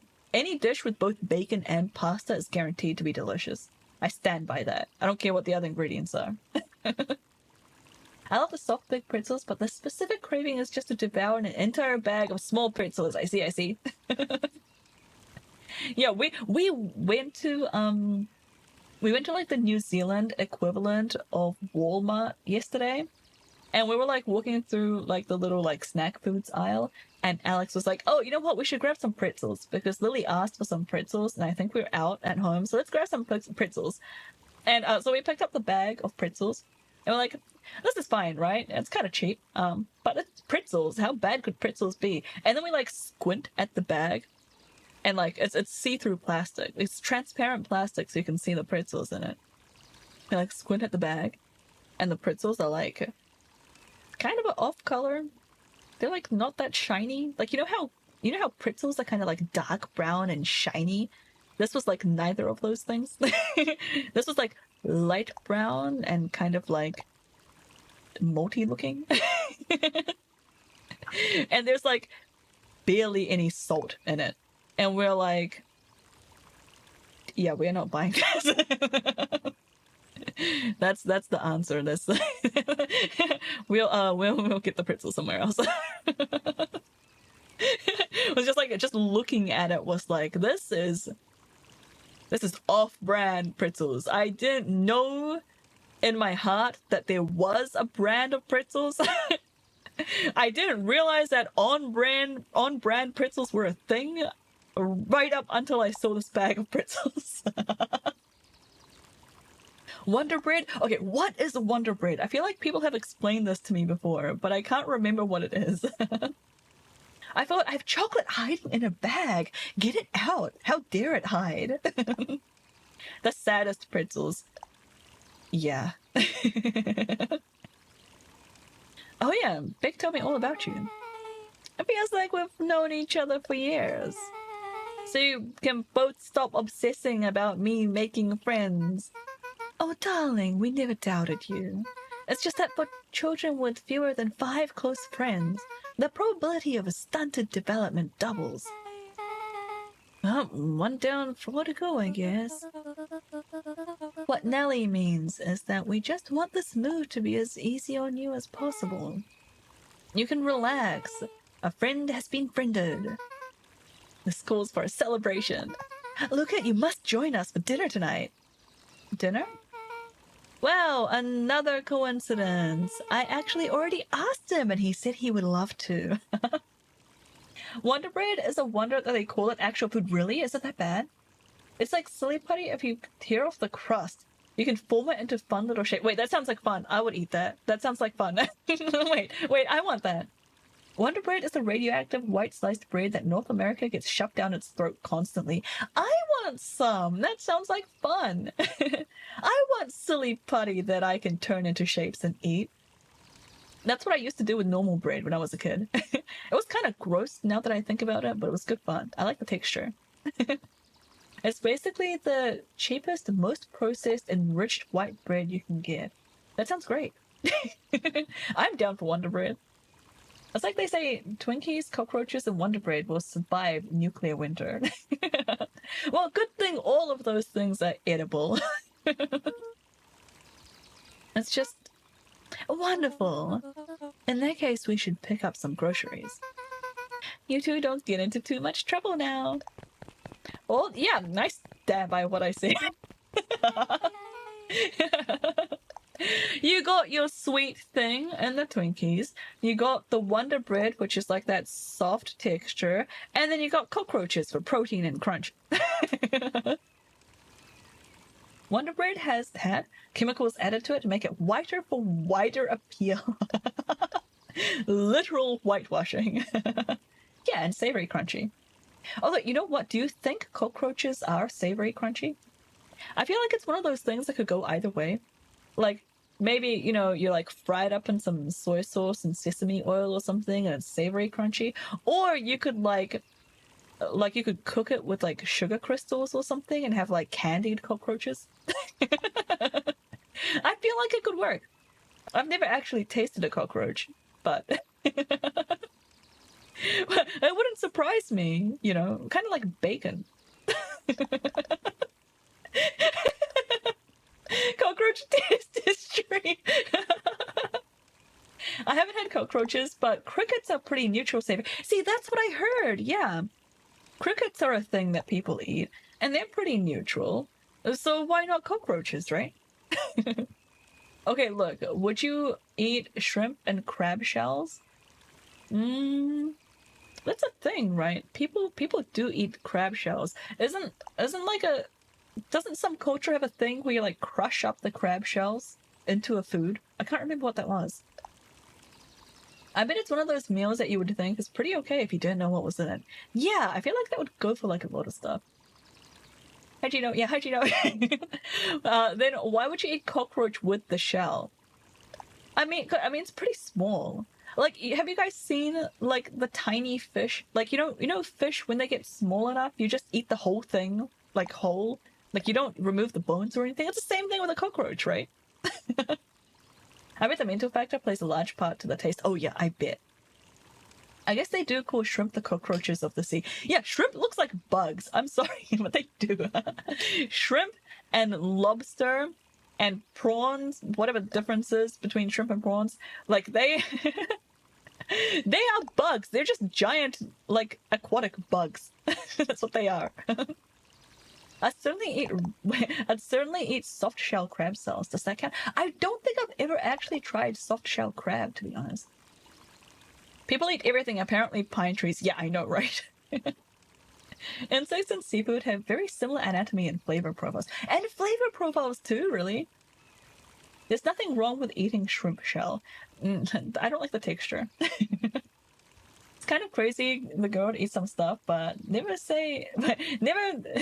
anything nasty, yeah? Yeah, shrimps is bugs. See? Tuesday agrees, and Tuesday is like an authority on everything. I never thought about that, but I'm also not surprised to read that. Yeah. I'm not a shrimp, I'm a king prawn. Alright. Yes, your majesty. Adam Adam R made a video about eating bugs. Oh, fun! That sounds interesting. Can you link me the video? Maybe in Discord, otherwise I'll forget to look at it. Whenever I think about eating bugs, how did we get on this topic? Whenever we talk about eating bugs, I think of that Heston Blumenthal like show. He had a show a while ago that was like super fun. I can't remember what the name of the show was, but one of the episodes was like making an entire meal like Alice in Wonderland themed, and one of the dishes was like the garden from Alice in Wonderland, and he made like everything in the garden edible. Like the grass was edible, and the dirt was edible, and like, you know, whatever hedges and stuff he had around was edible, and he also had edible like bugs.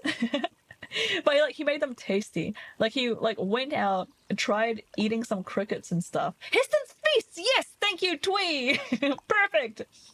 Yeah, he tried like eating some like crickets and stuff like as they're served on the street, or like just like fried up just crickets by themselves to taste it, and he was just like, this doesn't taste like anything.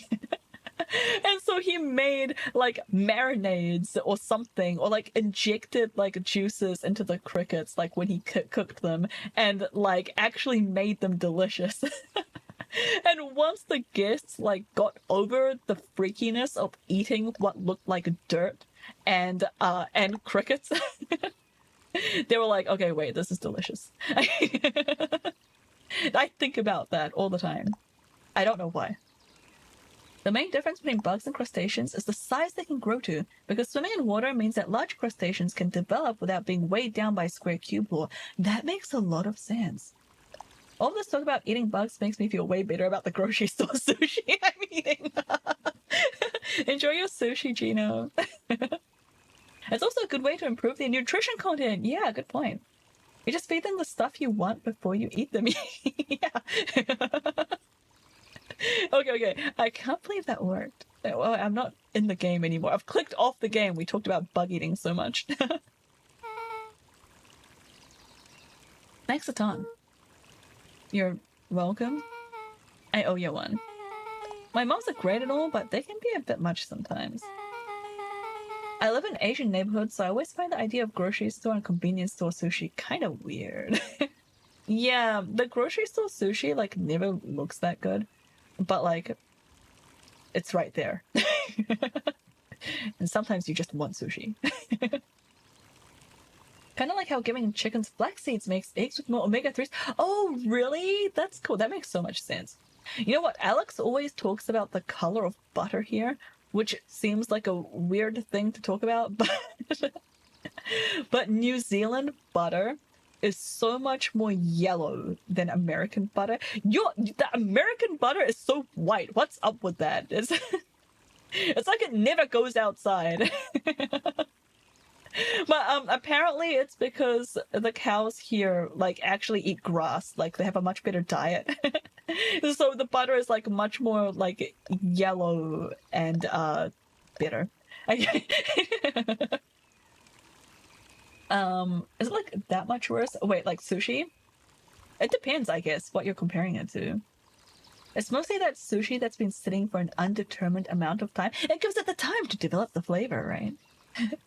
Depends on what kind of butter you're buying. Okay, so like just mid-range, just like pick a random butter off the shelf. Like if you do that here in New Zealand, it's like super yellow. If you do that in the US, it's like super white. I would legit just grab onigiri and sushi from the sushi section. That's valid.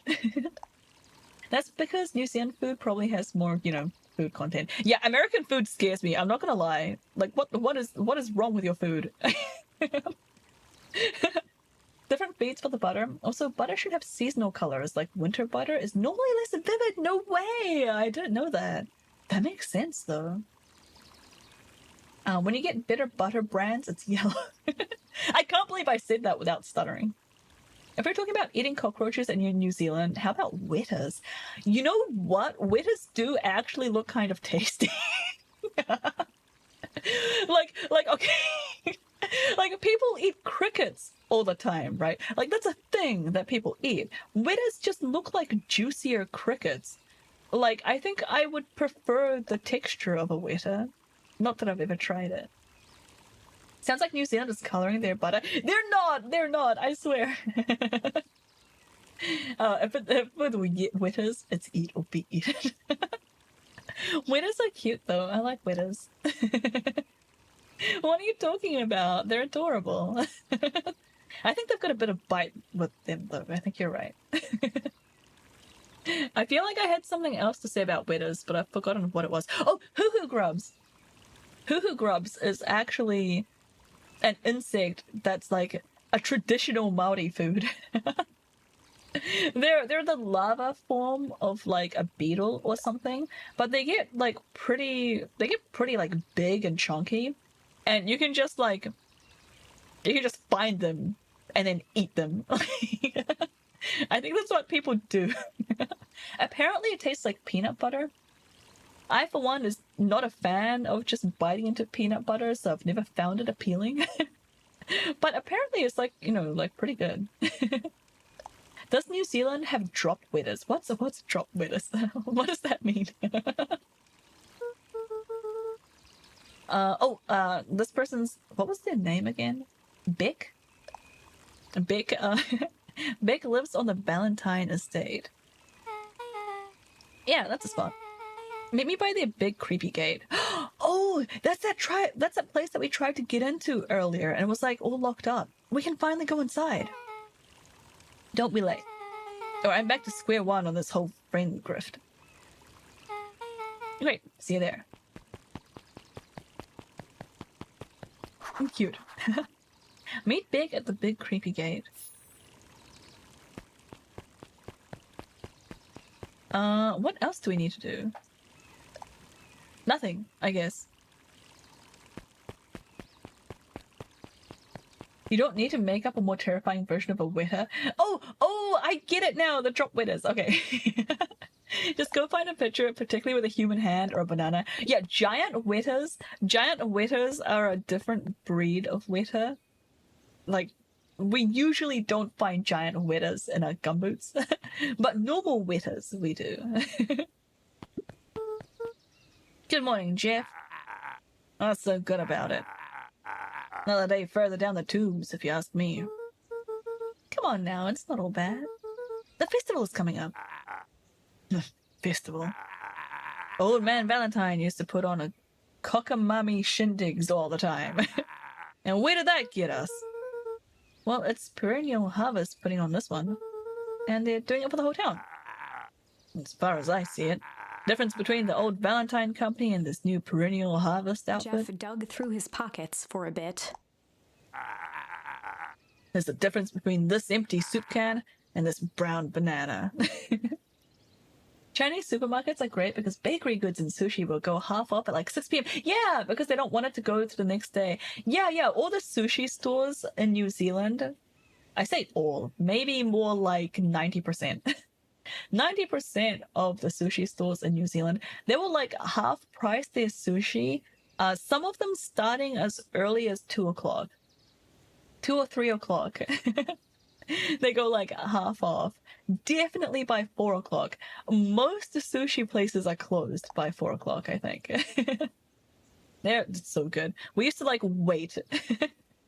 We used to like wait until it was like 3 o'clock on the dot, if that was, you know, the time for the store, and then just like pounce and try to get like the best of the stuff that was left over.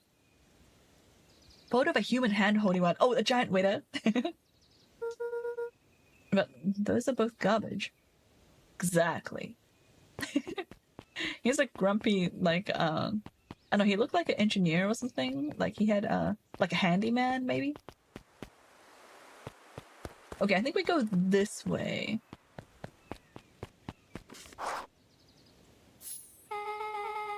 So, who all lives in that house? Eris and Gus Valentine grew up there. And Solomon moved in a few years back. That creepy little kid in the vest? That sounds like the one. So just 3 people live in that huge thing?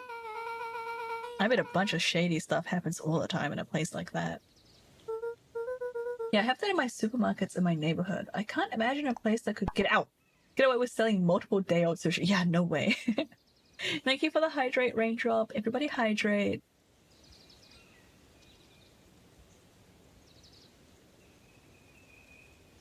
Not really. The Valentines pretty much keep to themselves. So it's empty and boring? Pretty much. What a waste. My mom says that it used to be way busier back before Shopper died. Before the foul harvest. Okay, that's like the 5th time someone mentioned this foul harvest thing, and you all use the same ominous tone. Eventually you're going to explain to me how that harvest got all fouled up, but we can't keep my parents waiting anymore. This way. Okay, so we don't go into that house. We go into this house. Oh, it's cute. Most kids would have just ditched me by this point. Why are you still here? You look like you could use some help. You know what, Luca?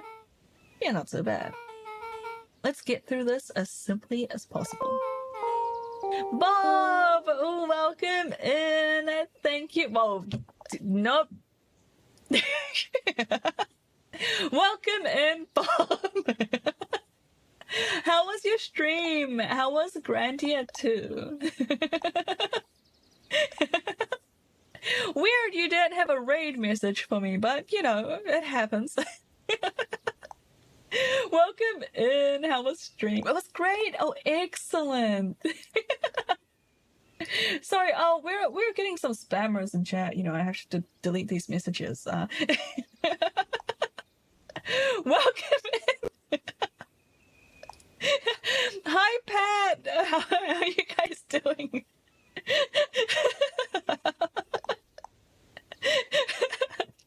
Bob set up a raid message specifically when he's raiding me because I don't like apple pie. So his raid message said apple pie raid. I'm just deleting it.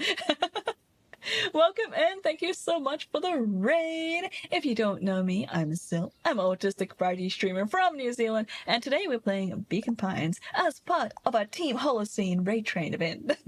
Welcome in, guys. I hope you're doing well. I have a special raid message just for Josh too. Does it involve pickles? It better involve pickles. Or something even better. I want the words pickle and handbag and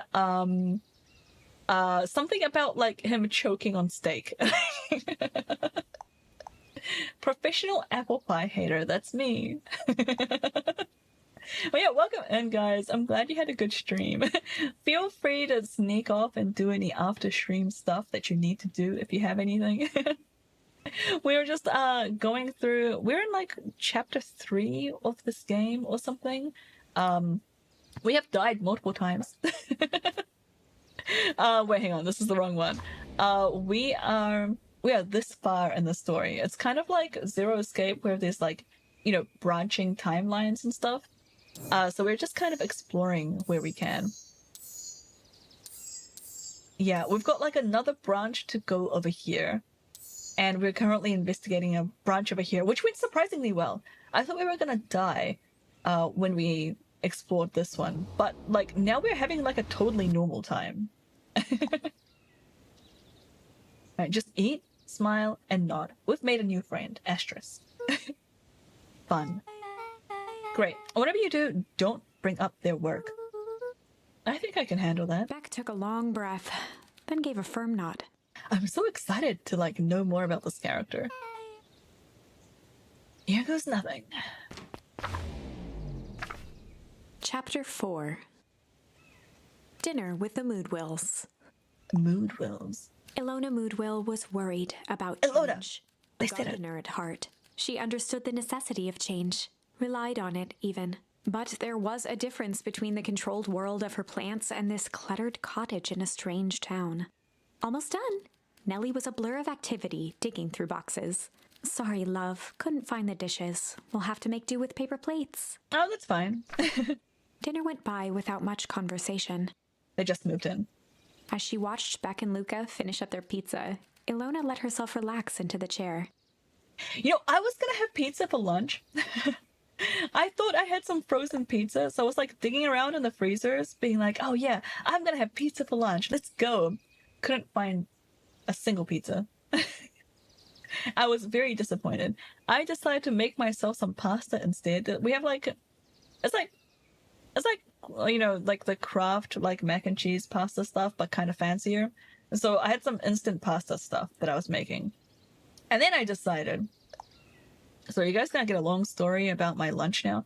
And then I decided that we got a hot plate recently. We got an induction hot plate. Our kitchen has gas stovetops, but we were talking about getting an induction stovetop and just getting rid of the gas one, which is horrible because I love gas. I love cooking with gas. Did you change your mind and eat wedges? Wow, spoilers coming.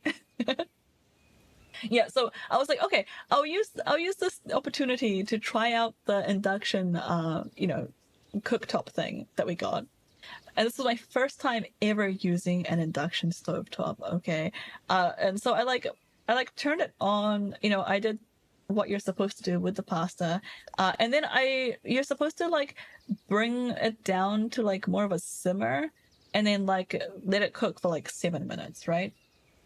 So I couldn't work out what like level I needed. What is that clip? What did you clip? Still chippy what? Oh my god. You went back and clipped that, help. Yeah, so I couldn't work out like how low I needed to turn down the induction like stovetop. So I just kind of guessed. And then like it seemed okay. Like it does this weird thing where I don't know if this is what all induction cooktops do, but no, is it gonna be cursed again? I mean, please be normal. Oh, it's not showing up. It's taking forever to load. There's like nothing there. I'm just not there anymore. The model has not loaded in at all. I think it's just like glitched. I think I guess I'm just not here for however long this redeem is. Let me swap back to oh jeez. Why why would you do this? I'm trying to fix my model here. Okay. How about I be a bird? I'll just be a bird for the 5 minutes. Here you go. The bird doesn't open the mouth. But that's fine. Here we go. Okay. So the induction cooktop, it did this like weird thing where I think I think this is normal for induction cook stuff. This needs to be a redeem. I'll think about it, Bob. This is the bird that sits on my head and on my shoulder when you guys redeem, like the bird redeem. Anyway, so I'm trying to cook my pasta on this induction like hot plate or whatever. But like the way the induction like hot plate does it is that it just like turns on full blast for like a period of time and then turns off for a period of time. So instead of just being a lower temperature, it's like high temperature turned off, high temperature turned off, high temperature turned off. And it's just the temperature, quote unquote temperature, that you have the hot plate on for is just like how long, like what the ratio is between like being off and being turned on. So I had no idea how yeah, you can't burp the burp. I haven't set that up, sorry. So I had no idea how high it was supposed to be. Usually I just go by how much like the pasta is simmering on like whether I want to like turn up or lower the heat. So anyway, I took a wild guess and I turned it on kind of low and then I walked off for 7 minutes because I'm an idiot. And then I came back and my pasta's just burnt. It's like I lost like half of my pasta because it was like stuck to the bottom and just like burnt. I'm like, that's it. I hate induction cooktops. We're not getting an induction cook. I am going to keep this gas stovetop until the day I die. I'm not dealing with this again. I don't want this in my house as my primary source of cooking. Always stir your pasta while it cooks. Yeah, I'm usually better about stirring it. This does happen to me time to time on the gas stovetop as well. But it was just, I couldn't tell. I just couldn't tell how hot I had the heat, like, compared to what was in the pot. And, like, I hated that. I just want to see. I just want to see how hot it is. You're so true for that. Thank you, Raindrop. And yeah, you missed this gas stovetops, Kami. Me too. I went through a period of time where it was like my mom had gas stovetops, so I stopped living with her in like 2010, and then we moved into this house in 2020, at the end of 2020. So I went like 11 years without using a gas stovetop, and it was so nice when I got to use one again. Like I missed it so much. It was like, I don't know, I just do you think they'll bury me with a gas stovetop? Like if I if I put it in my like will and last testament, do you think they'll bury me with with my gas stovetop? I just want like a maybe maybe if I have like a cast iron pan by then as well. You know, so cycling between very hot and not hot gives you not very hot. I know, but I couldn't like eyeball it.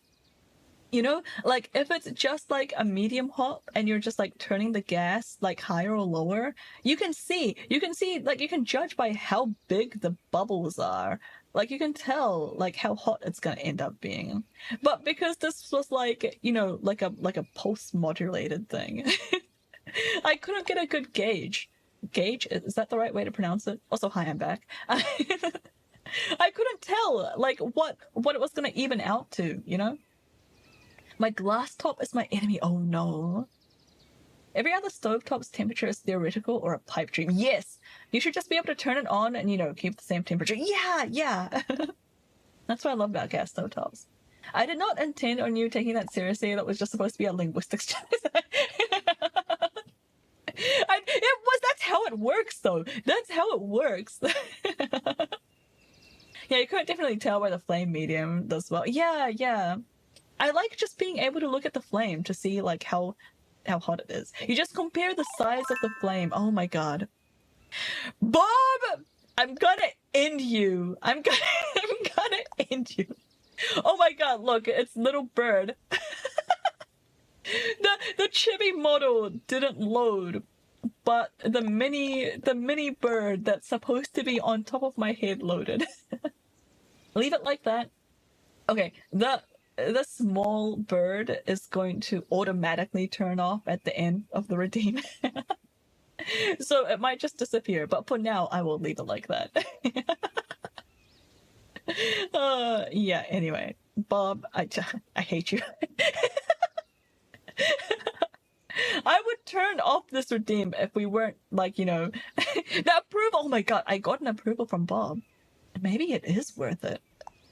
Hate you lots. The things she cared about were still here. What were we talking about? What was happening in the game?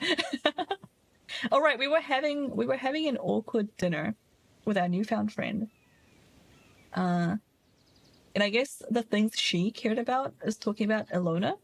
Nellie finally had the job of her dreams. Beck was beginning to take root. Ilona's task was simply to tend to them. She could do that. I love that there's like a lesbian couple here.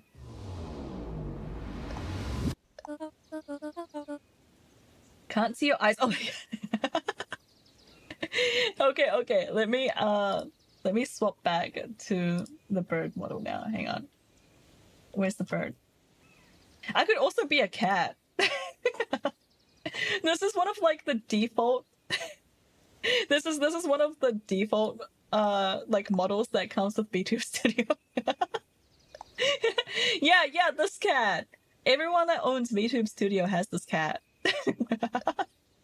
It's really cute. Yeah, it's not very me, but we can use the cat this time round. This small sill redeem is just gonna be a gotcha today, I guess. Okay, so Luca, tell us a bit about yourself. What do you mean it's perfect? Where do you live? Oh, I live with my grandma. A small angry creature that people want to kick. I feel like you're describing like a possum or a raccoon. Exactly like you, Bob. You're so wrong. People want to punch me, not kick me.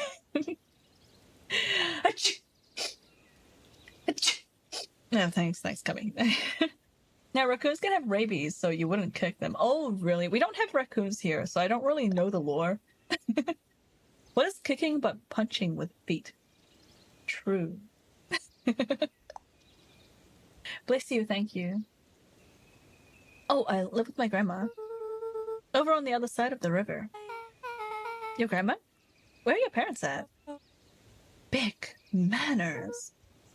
That's alright. My dad passed away in an accident at the fertilizer plant 6 years back. Oh dear. My mom's been missing for a few months now.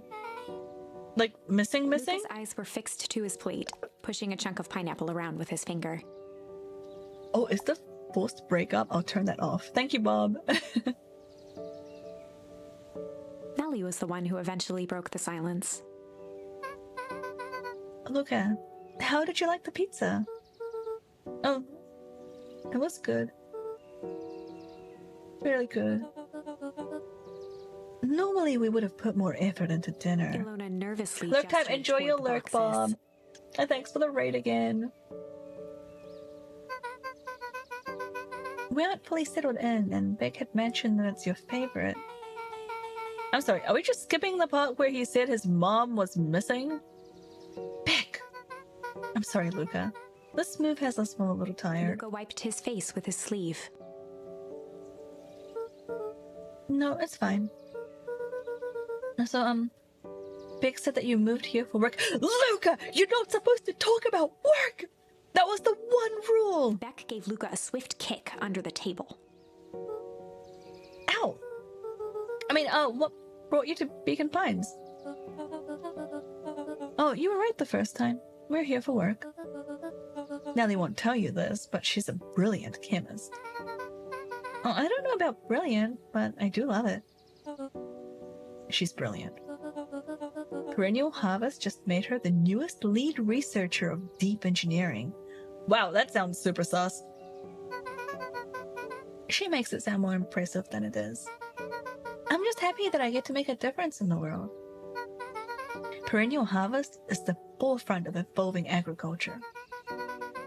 And is at the forefront of evolving agriculture into something more useful than sprinkling water and excrement on the ground. Luca glanced over to Beck. She seemed to be holding her breath. What Nellie means, Luca, is that there are different ways to grow plants. Yes, some people talk to their plants and hope for the best, and some people happily leave their job to allow a loved one to pursue their dream. You swore you Slammed didn't! her fist into the table, perhaps harder than she intended. Hey, Luca, how about some dessert? I actually have to meet my friend Rollo soon. Luca glanced outside to gauge the time. The sky was darker than he expected, filled with ominous clouds. Looks like there's a storm brewing. I should get going. Oh, I don't think there was any rain in the almanac. Yeah, almanacs aren't that useful around here. Luca wiped his mouth one last time with his napkin and started to get up. Thank you all for the pizza. It really was good. See you at the festival, Beck.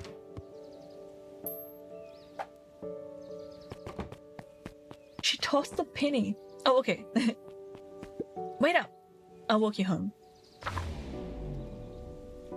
Surprised, Luca turned around. He knew Rollo could be prickly around new people. But Beck seemed cool. Rollo would warm up to her eventually. Probably. Luca began to respond, but the sky answered for him as the clouds above began to rumble or break. Let's say rumble. Luca began to respond, but the sky answered for him as the clouds above began to rumble with ominous thunder.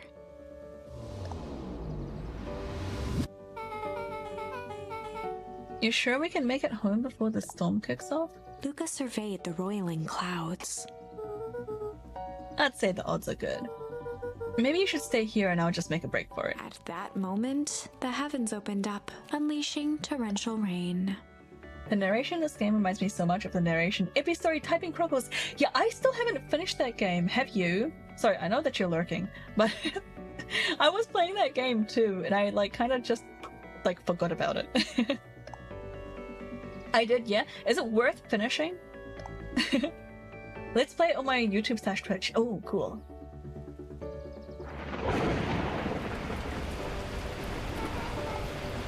Care to recalculate those odds? I mean, it's got an ending.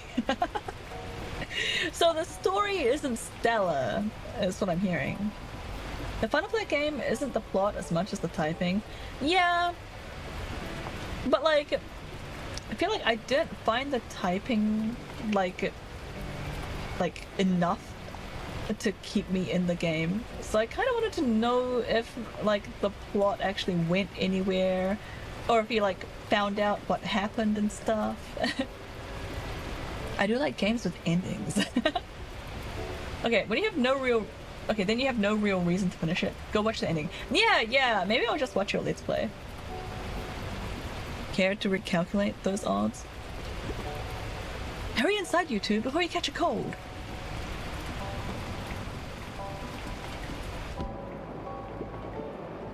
Luca, Nelly will keep trying to reach your gran on the phone. In the meantime, you two hold tight. Sorry, not much to do up here. Most of my stuff is still in the boxes. Mind if I poke around? Be my guest. Let's snoop. Luca squinted into the eye hole of the microscope. This looks wild. What is it? Gum. Gum? Luca adjusted the slide with his fingers to get a better look. I'm tracking the structural integrity of gum with increasing amounts of chewing. Chewed on that one for 47 days. Luca wiped his hand off on his sweater and gave a nervous laugh. That's so gross. That's weird, I know. Beck looked down, timidly tapping the ladder with her feet. You think it's weird, don't you? A little. But weird can be cool.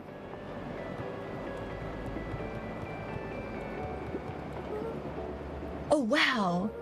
Rollo and I have a radio just like this at the treehouse. Probably not exactly like this one. My mom and I tore the whole thing down to the bolts. Fitted it with state-of-the-art vacuum tubes. She seems pretty awesome. She gets carried away sometimes. I think she feels guilty for working too much.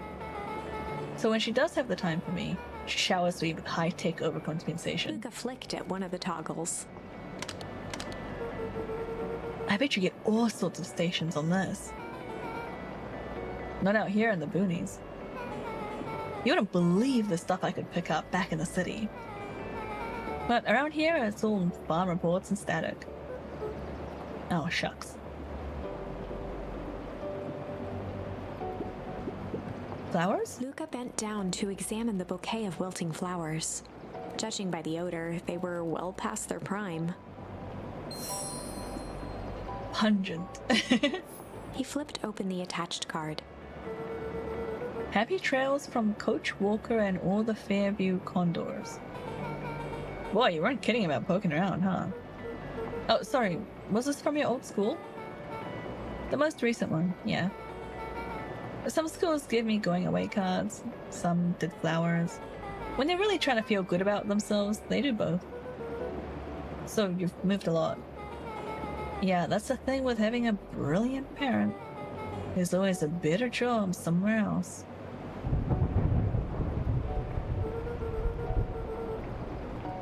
These flowers would last longer if you put them in some water. That's the sort of thing I would do if I cared.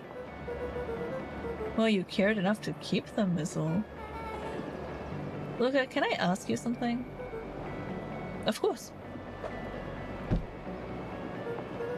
Dang, did that hurt? I'll be honest, that hurt more than I expected. Well, at least you looked cool doing it. Beck took a moment to watch the rivulets of water running down the window. Do you ever feel alone? Like, even when people are around? Well, Rollo can be pretty absent-minded sometimes. I'm serious. Does it ever feel like your family doesn't care what you want? It didn't used to feel that way. I know Gran loves me, but sometimes when she looks at me, it's like she's looking at a problem. Luca took a deep breath, exhaling slowly. I know the feeling. How do you deal with that?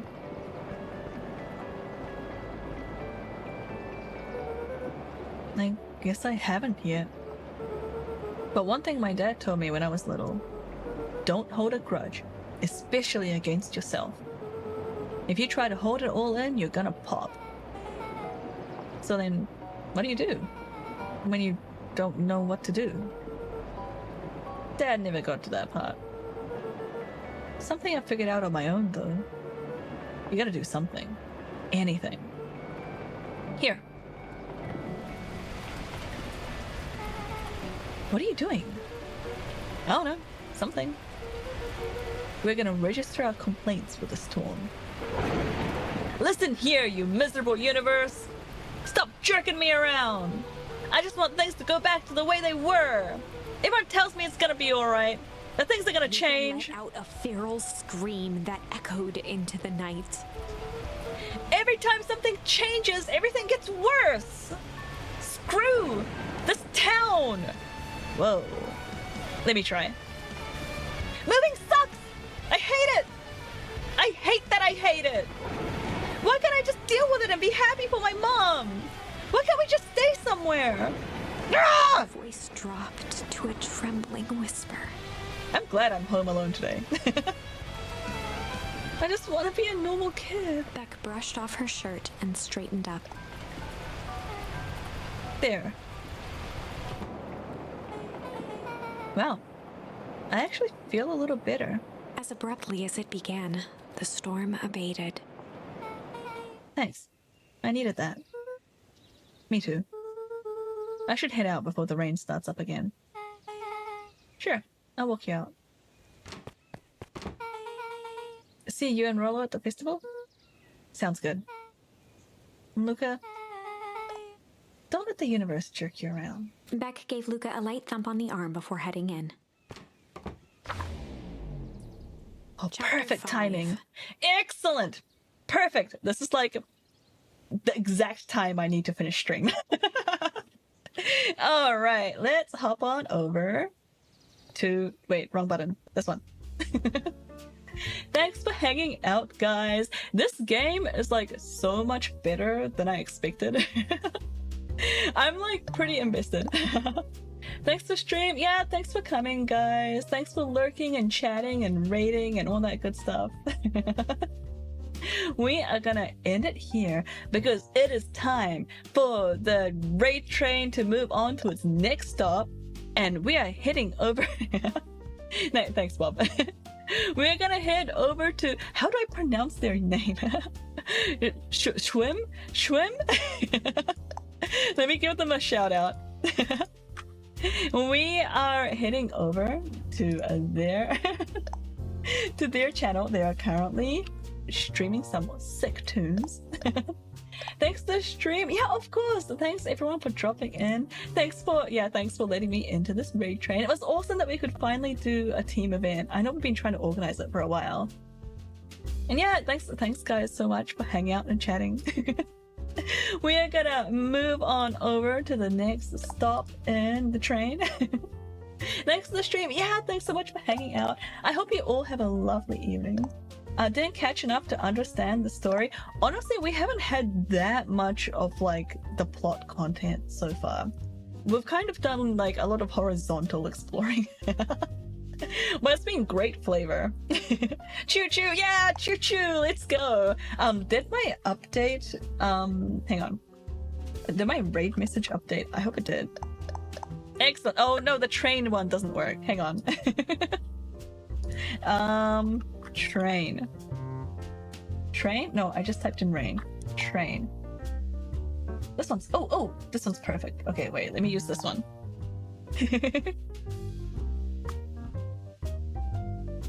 Please hold. I am updating the raid message. Okay. Yeah, I think that's the one. Wait, what is that one? I don't know which one Bob sent, but I've got this. All right, here we go. All right, thanks for hanging out, everyone. I will stop yapping now and get this show moving. I'll catch you guys over in the wonderful DJ stream we're about to head into. I hope you all have a lovely evening. Thank you so much for the raids and the subs and the followers and all that good stuff. I appreciate you all, and I hope you all have a wonderful weekend. Am I gonna stream tomorrow? Probably not. So I hope you guys have a wonderful weekend. Everyone, please stay safe, stay sane, and stay silly. And I'll see you all later. Thanks for the outro, Bob. Stay fresh, cheese bags. Catch you later.